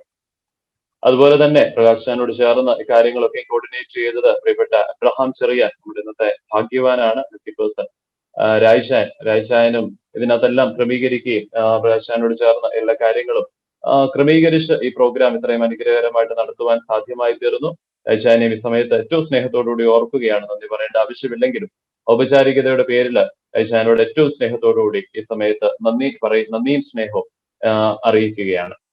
അതുപോലെ തന്നെ ടൊറന്റോ സെന്റ് ഇഗ്നേഷ്യസ് ജ്ഞാനായ ഇടവകയുടെ നാമത്തിൽ ഈ പ്രോഗ്രാം നടത്തപ്പെടുമ്പോൾ ഇങ്ങനെ ഒരു പ്രോഗ്രാമിനെ കുറിച്ച് മാനേജിംഗ് കമ്മിറ്റിയിൽ അവതരിപ്പിച്ചപ്പോൾ തന്നെ എല്ലാ സപ്പോർട്ടും നൽകിയത് ഇടവകയുടെ സെക്രട്ടറി ആയിരിക്കുന്ന ജിനു എബ്രഹാം, അതുപോലെ തന്നെ ഇടവകയുടെ ട്രസ്റ്റി മനുമോൻ എബ്രഹാം, ഇവര് രണ്ടുപേരും എല്ലാ സപ്പോർട്ടും നൽകി പിന്തുണയും നൽകി ഇത് വിജയകരമാക്കി തീർക്കുവാനായിട്ട് പ്രയത്നിച്ചു. ഇടവകയുടെ ട്രസ്റ്റിയും സെക്രട്ടറിയും ഈ സമയത്ത് ഏറ്റവും സ്നേഹത്തോടുകൂടി ഓർത്തുകൊണ്ട് അവരോടുമുള്ള നന്ദിയും സ്നേഹവും ഈ സമയത്ത് അറിയിക്കുകയാണ്. അതുപോലെ തന്നെ ഇടവകയുടെ മാനേജിംഗ് കമ്മിറ്റി അംഗങ്ങൾ എല്ലാവരും ഇതിന് ഫുൾ സപ്പോർട്ടായിട്ട് നമ്മളോടൊപ്പം നിന്നു. എല്ലാ മാനേജിംഗ് കമ്മിറ്റി അംഗങ്ങളോടും ഉള്ള നന്ദിയും സ്നേഹവും അറിയിക്കുകയാണ്. ഇടവക അംഗങ്ങളോട് എല്ലാവരോടുമുള്ള നന്ദി ഈ സമയത്ത് പ്രത്യേകമായിട്ട് അറിയിക്കുകയാണ്. അതുപോലെ ഏറ്റവും വിജയകരമായിട്ട് ഈ പ്രോഗ്രാം തീരുമ്പോൾ അതിന്റെ ഒരു നല്ല ശതമാനം ക്രെഡിറ്റ് നമ്മുടെ പ്രിയപ്പെട്ട ഡോക്ടർ ജാക്ക് ആണ്. അദ്ദേഹമാണ് ഇതിന്റെ മോഡറേറ്ററായിട്ട് പ്രവർത്തിച്ച് ഇതിന് എല്ലാ ക്രമീകരണങ്ങളും ചെയ്യുകയും അതുപോലെ തന്നെ ഈ പ്രോഗ്രാം അത് നല്ല രീതിയിൽ അത് മുന്നോട്ട് ഒരു നദി പോലെ ഒഴുകിക്കൊണ്ടുപോകുവാനായിട്ട് അദ്ദേഹത്തെ കൊണ്ട് സാധിച്ചു. പ്രിയപ്പെട്ട ജാക്കിനെ എങ്ങനെ നന്ദി പറഞ്ഞാൽ അദ്ദേഹം മതിയാകുകയില്ല. ഡോക്ടർ ജാക്കിനോട് അദ്ദേഹത്തിന് ഞാൻ പറഞ്ഞ പോലെ നന്ദി പറയേണ്ട ആവശ്യമില്ലെങ്കിൽ പോലും അദ്ദേഹത്തിന്റെ ഔപചാരികതയുടെ പേരിൽ ഡോക്ടർ ജാക്കിനോട് എല്ലാവിധമായിട്ടുള്ള നന്ദിയും സ്നേഹവും ഈ സമയത്ത് പ്രത്യേകമായിട്ട് അറിയിക്കുകയാണ്. അതുപോലെ ഇതിലെ ഓഡിയൻസ് ആയിട്ട് കടന്നു വന്ന ആളുകൾ നിങ്ങളോട് എത്രമാത്രം നന്ദി പറഞ്ഞാലും അത് മതിയാകുകയില്ല. പ്രത്യേകിച്ച് കാനഡയിലെ നമ്മുടെ സഹോദര ഇടവകളിൽ നിന്നുള്ള വൈദിക ശ്രേഷ്ഠരോടൊപ്പം ഇപ്പോഴും നമ്മുടെ അച്ഛന്മാര് പലരും നമ്മളോടൊപ്പം ഉണ്ട്. പ്രിയപ്പെട്ട മോൻസിയച്ചന്, ജോസിലിനച്ഛന്, അനീഷച്ചനൊക്കെ നമ്മളോടൊപ്പം ഇപ്പോഴും ഉണ്ട്. അവരുടെയൊക്കെ പ്രയത്നത്താൽ അവരുടെ ഇടവകളിൽ നിന്നൊക്കെയും ആളുകളെ ഇതിൽ കൃത്യമായിട്ട് ജോയിൻ ചെയ്തു. എല്ലാവരോടുമുള്ള നന്ദിയും സ്നേഹവും ഈ സമയത്ത് പ്രത്യേകമായിട്ട് അറിയിക്കുകയാണ്. അതുപോലെ തന്നെ USA-യിൽ നിന്ന്, ഇന്ത്യയിൽ നിന്നൊക്കെ ഒറ്റ ആഴ്ചകൾ പോലും മുടങ്ങാതെ ജോയിൻ ചെയ്ത ആളുകളുണ്ട്. ഞാൻ ആരുടെ പേരെടുത്ത് പറയുന്നില്ല, എങ്കിലും നമുക്ക് എല്ലാവർക്കും അറിയാം അത് ആരൊക്കെയാണെന്നുള്ളത്. എല്ലാവരോടും എത്രമാത്രം നന്ദി പറഞ്ഞാലും മതിയാകില്ല. പ്രത്യേകിച്ച് ഇന്ത്യയിലൊക്കെ ഇപ്പോൾ രാത്രി 12 മണിയാകുന്നു, ഇപ്പോഴും ഇതിൽ ജോയിൻ ചെയ്ത ആളുകൾ നിൽക്കുന്നു. എല്ലാവരെയും എത്രമാത്രം നന്ദി പറഞ്ഞാലും മതിയാകുകയില്ല. എല്ലാവരോടും പ്രത്യേകമായിട്ട് നന്ദി അറിയിക്കുകയാണ്. അതുപോലെ ഓഡിയൻസ് ആയിട്ട് ജാതിയോ മതമോ അങ്ങനെ യാതൊരു വ്യത്യാസങ്ങളും, പ്രത്യേകിച്ച് നമുക്കറിയാം പ്രോഗ്രാമിന്റെ ഏറ്റവും വലിയ പ്രത്യേകത തന്നെയായിരുന്നു ഇതൊരു റിലീജിയസ് പ്രോഗ്രാം മാത്രമല്ല. അതുകൊണ്ട് തന്നെ എല്ലാ ആളുകളും ഇതിൽ ജോയിൻ ചെയ്തു. എല്ലാവരോടുമുള്ള നന്ദി ഈ സമയത്ത് പ്രത്യേകമായിട്ട് അറിയിക്കുവാനായിട്ട് ഞാൻ വിനിയോഗിക്കുകയാണ്. ഒരിക്കൽ കൂടി എല്ലാവരെയും നന്ദിയോടുകൂടി ഈ സമയത്ത് ഓർക്കുന്നു. പ്രത്യേകിച്ച് നമ്മുടെ സ്പീക്കേഴ്സ് ആയിട്ട് ക്ഷണം സ്വീകരിച്ച് കടന്നു വന്ന എല്ലാവരെയും ഒരിക്കൽ കൂടി ഈ സമയത്ത് ഓർത്തുകൊണ്ട് എല്ലാത്തിലും ഉപരിയായിട്ട് ഇത്രയും വിജയകരമാക്കി തീർത്ത സർവശക്തനായ ദൈവത്തോട് നന്ദി പറഞ്ഞുകൊണ്ട് ഞാൻ എന്റെ വാക്കുകളെ ഉപസംഹരിക്കുകയാണ്.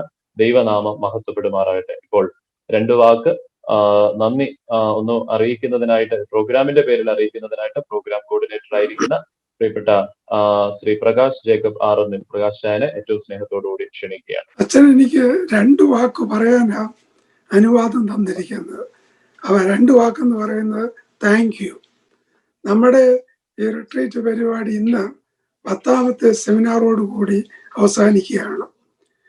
ഇതേപ്പറ്റി ഇനിയും കൂടുതൽ എന്തെങ്കിലും പറയേണ്ടതായിട്ട് ഉണ്ടെന്ന് എനിക്ക് തോന്നുന്നില്ല. ഈ പ്രോഗ്രാമിന്റെ കോർഡിനേറ്റർ എന്ന നിലയിൽ ഇതിൽ ഗസ്റ്റ് സ്പീക്കേഴ്സ് ആയിട്ടും അതുപോലെ ഓഡിയൻസ് ആയിട്ടും ലോകത്തിന്റെ വിവിധ കോണുകളിൽ നിന്ന് ജാതി മത ഭേദമന്യേ ഇതിൽ സഹകരിച്ച് എല്ലാവരോടും ഞങ്ങൾക്കുള്ള നന്ദിയും കടപ്പാടും ഒരിക്കൽ കൂടി അറിയിക്കട്ടെ. ഈ സെമിനാറിന്റെ ഹോസ്റ്റായ നമ്മുടെ പള്ളിയുടെ വികാരി ജിബിൻ അച്ഛനോടും അതുപോലെ ഇതിന്റെ മോഡറേറ്റർ ജാക്കിനോടും നന്ദി പറയേണ്ട ആവശ്യം ഉണ്ടെന്ന് എനിക്ക് തോന്നുന്നില്ല. എന്നിരുന്നാലും അവരോടുള്ള നന്ദിയും സ്നേഹവും അറിയിക്കുന്നു. ഈ സെമിനാറിന് വേണ്ടി നേരിട്ടും അല്ലാതെയും സഹകരിച്ച എല്ലാവരോടും ഞങ്ങൾക്കുള്ള നന്ദിയും കടപ്പാടും ഒരിക്കൽ കൂടെ അറിയിച്ചുകൊണ്ട് നിർത്തുന്നു. Thank you Prakashan. ഇപ്പോൾ ഈ സമയത്ത് ഒരു 5 മിനിറ്റ് കൂടി എടുക്കുകയാണ്. നിങ്ങൾക്ക് ഓഡിയൻസിന്റെ ഭാഗത്ത് നിന്ന് ബഹുമാനപ്പെട്ട വൈദികരുണ്ട് എന്ന് പറഞ്ഞതുപോലെ, അതുപോലെ തന്നെ ഇതിൽ ചേർന്നിരിക്കുന്ന ആളുകൾ എല്ലാവരുമുണ്ട്. എല്ലാ ആഴ്ചകളിലും ജോയിൻ ചെയ്ത ആളുകളുണ്ട്. ഈ പ്രോഗ്രാമിനെ കുറിച്ചുള്ള നിങ്ങളുടെ ഫീഡ്ബാക്ക്, അതുപോലെ എന്തെങ്കിലും ക്വസ്റ്റ്യൻസ് ഉണ്ടെങ്കിൽ അത് ആ കാര്യങ്ങൾ അതൊക്കെ ഷെയർ ചെയ്യാനുള്ള ഒരു സമയമായിട്ട് ഈ സമയത്ത് വിനിയോഗിക്കുകയാണ്. പ്രത്യേകിച്ച് നിങ്ങളുടെ ഫീഡ്ബാക്ക് അത് അറിയുന്നത് ഞങ്ങൾക്കും ഒരുപാട് സന്തോഷമാണ്. അതുകൊണ്ട് അത് ഫീഡ്ബാക്ക് പറയുവാനായിട്ട് ആരെങ്കിലും ആഗ്രഹിക്കുന്നുണ്ടെങ്കിൽ ഈ സമയത്ത് അതിനായിട്ട് അവരെ ക്ഷണിക്കുകയാണ്. Hi, my name is Philo. I am from Florida, USA. Prakash is my cousin and Dr. Jack is my nephew, and I'm so thankful and proud of them coordinating this the whole entire 10 sessions.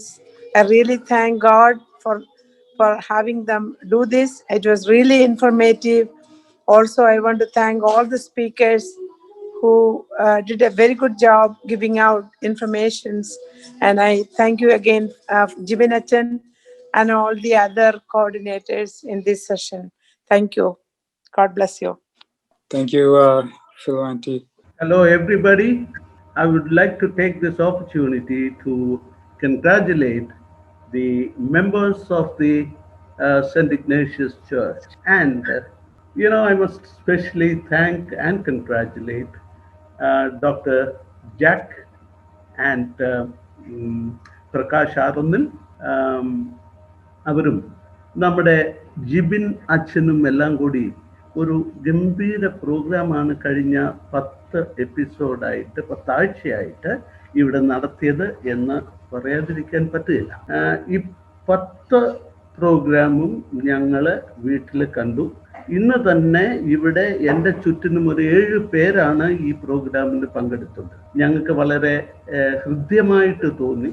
എല്ലാ സ്പീക്കേഴ്സും, അച്ഛൻ of course അച്ഛൻ was to good. നമ്മുടെ Jack ആണെങ്കിൽ എനിക്ക് പറയാതിരിക്കാൻ പറ്റില്ല. So soothing and nice, so well organised, coordinated, and on every subject he had lots to say, which is marvelous, tremendous.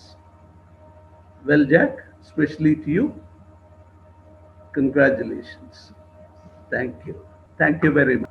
My name is Susan. Hi, Susan. And I really appreciate the fact that you have thought of the seniors in this manner. Very often, life is running fast in the middle-age group where people are working and bringing up children. But for the seniors, this program has been a very unique program.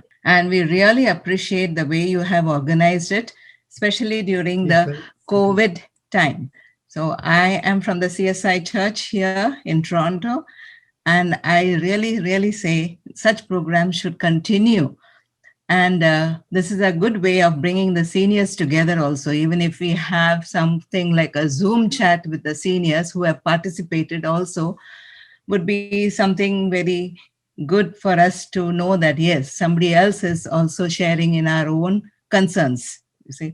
So thank you, all the organizers. Thank you, Jack, also for the very informative feedbacks which you have.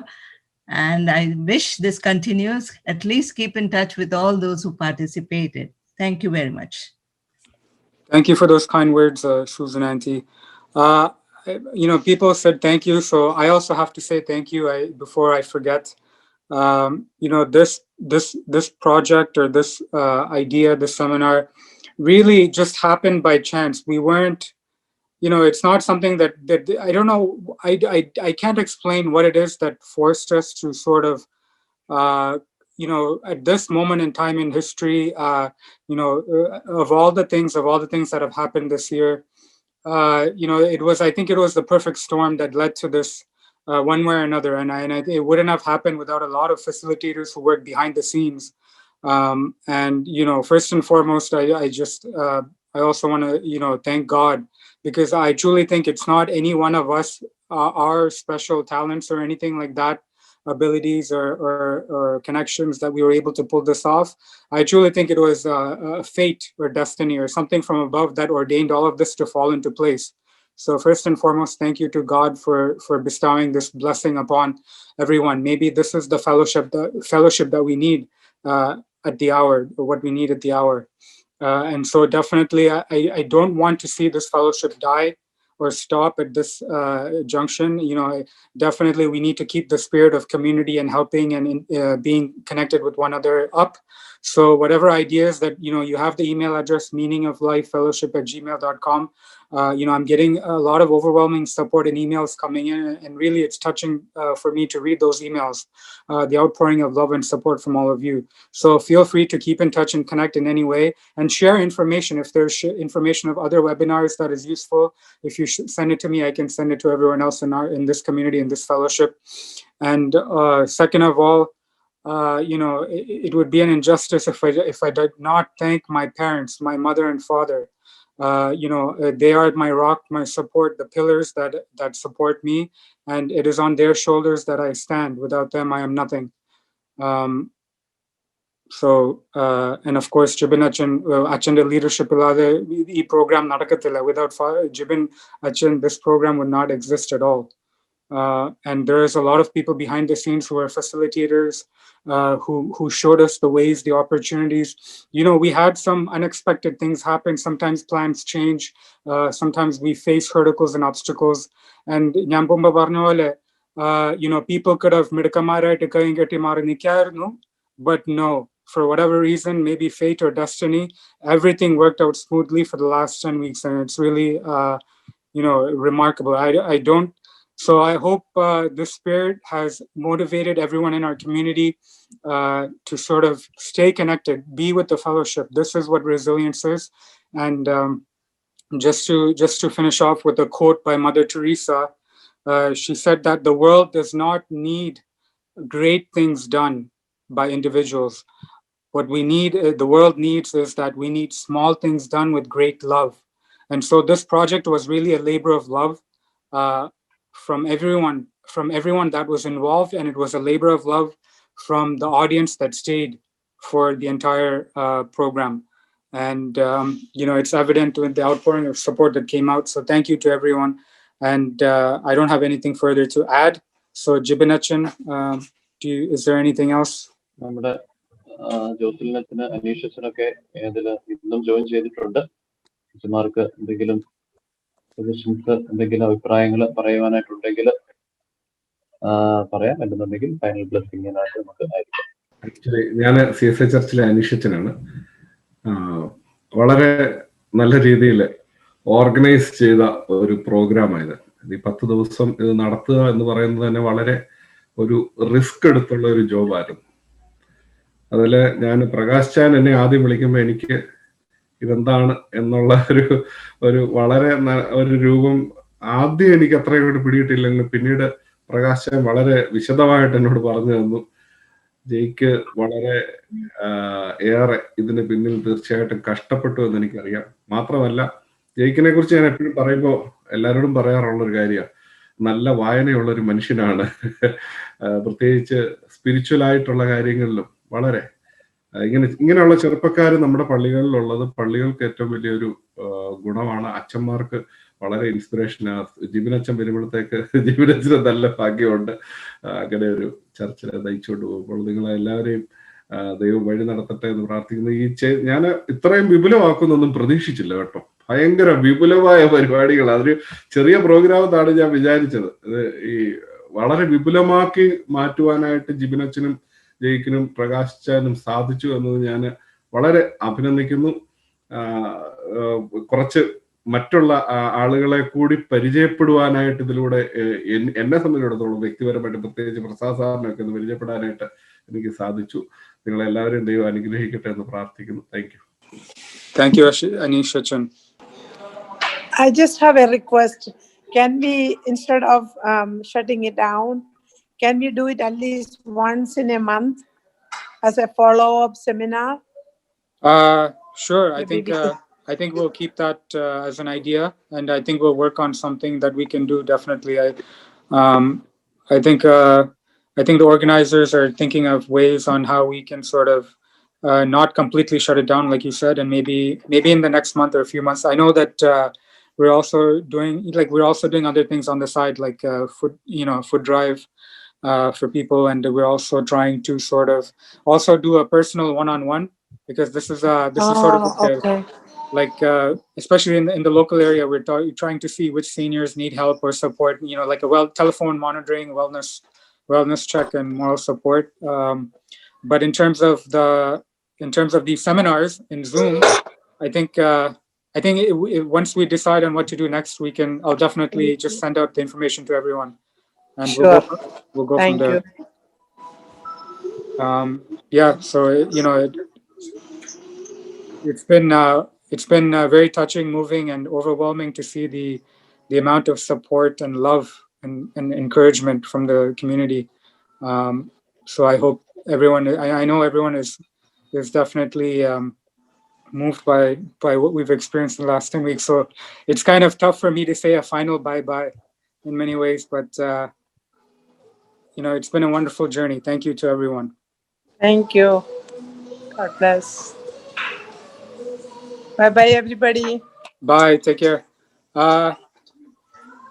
I think somebody put their hand up. I think it's Rani Kochuma, but you're on mute. Or maybe she pressed it by accident. Okay, so is that all? I think we'll end the meeting for now. Okay, love you, Jack. Bye-bye. Keep in touch. Thank you. Bye-bye. Bye. Okay, നമുക്ക് final blessing നടത്തി അതിന്റെ ചെയ്യാം. Okay, ഒരിക്കൽ കൂടി എല്ലാവരോടും നന്ദി, സ്നേഹവും സമയത്ത് പ്രത്യേകമായിട്ട് അറിയിക്കുന്നു. ഇത് എല്ലാം വിജയകരമായിട്ട് പൂർത്തീകരിക്കാൻ സാധിച്ചു. ദൈവത്തെ മഹത്വപ്പെടുത്തുന്നു. എല്ലാവരോടും ഒരിക്കൽ കൂടി നന്ദി അറിയിക്കുന്നു. Thank you so much. നമുക്ക് ആശീർവാദത്തോടുകൂടി ഈ പ്രോഗ്രാം അവസാനിപ്പിക്കാം. ആകാശത്തെയും ഭൂമിയെയും സൃഷ്ടിച്ച കർത്താവിനെ നിങ്ങൾ എല്ലാവരും അനുഗ്രഹിക്കപ്പെട്ടവരാകുന്നു.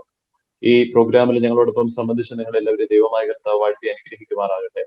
ദൈവമായ കർത്താവ് നിങ്ങളുടെ വാങ്ങിപ്പോയവരെയും ആശ്വസിപ്പിച്ച് പുണ്യപ്പെടുത്തുമാറാകട്ടെ. പിതാവും പുത്രനും പരിശുദ്ധ റൂഹായുമായ ദൈവമേ, ബലഹീനമുള്ളതും കുറവുള്ളതുമായ ഞങ്ങളുടെ പ്രാർത്ഥനകൾ സ്വർഗീയ മഹനീയമായിട്ട് സിംഹാസനത്തിന് മുമ്പാകെ കേൾക്കപ്പെട്ടതും അംഗീകരിക്കപ്പെട്ടതുമാക്കി തീർക്കണമേ. So I'm gonna miss all of you, but this is not bye-bye. Let's just say let's meet again soon, hopefully. So take care, everyone. Stay safe. Thank you very much. Thank you, Jimanacha. Okay, Anisha, thank you. എല്ലാവരോടും ഒരിക്കൽ കൂടി നന്ദി. Okay, അച്ഛനെ വിളിച്ചോളാം. Okay. Susan, New Jersey. Hi, Andy. How are you? Thank you. Is that fine? Mola Kandu. എന്തായാലും join ചെയ്ത് സന്തോഷമായി. Thank you so much. എനിക്ക് 2 ആഴ്ച മിസ് ചെയ്തു പോയി.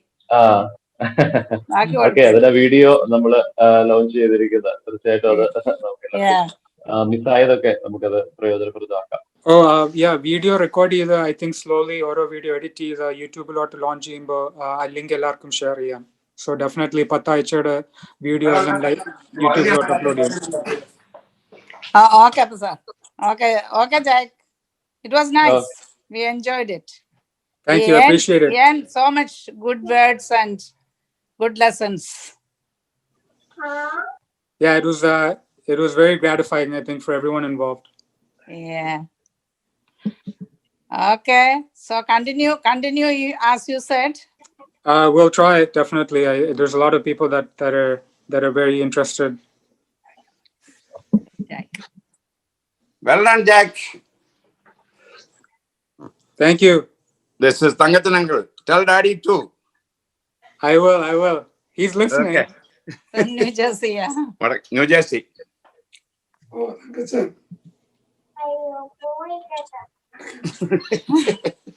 He's listening. I'm here. Okay. Very well done. Well coordinated. Very informative. Thank you. Okay, bye everybody. സമയം ഒത്തിരി late ആയി. കുർബാന ഉണ്ട് രാവിലെ. Okay. Okay, thank you so much Jack. Okay. പ്രത്യേകം ഇത്രയും വിജയകരമാക്കിയതിന് ജാക്കിന്റെ ഒരു വലിയ പ്രവർത്തനം. Thank you so much, Achan. അച്ഛനില്ലാതെ ഈ പ്രോഗ്രാം ഇല്ലല്ലോ. എന്തായാലും അത്ര പറഞ്ഞ പോലെ ഞാൻ പറഞ്ഞ പോലെ ഒരു നദി പോലെ ഒഴുകി ഇങ്ങനെ പോയിക്കൊണ്ടിരുന്നത്. അത്രയ്ക്ക് നല്ല എനിക്ക് തോന്നുന്നു സ്പീക്കേഴ്സ് എല്ലാം വളരെ ഇൻട്രസ്റ്റിംഗ്. അപ്പൊ നമ്മൾക്ക് അതിനകത്തോട്ട് നമ്മൾ അങ്ങ് we get drawn into it. അപ്പൊ നമ്മൾ ആ ടൈം പോകുന്ന അറിയത്തില്ല. ടൈം പോകുന്നത് അറിയില്ല. അതെ, തീർച്ചയായിട്ടും. ഇപ്പൊ തന്നെ എത്ര സമയമായി. ഓക്കെ, സോ അപ്പൊ ഞാൻ മീറ്റിംഗ് എൻഡ് ചെയ്യാൻ പോവാ. ഐ തിങ്ക് എല്ലാവരോടും we talk to everyone. So everybody I am going to end the meeting and ബാക്കി എന്തെങ്കിലും ഉണ്ടെങ്കിൽ ഞാൻ ഇമെയിലോ അപ്ഡേറ്റോ എന്തെങ്കിലും അയക്കാം. So thank you to everyone and take care, and so goodbye for now. Bye.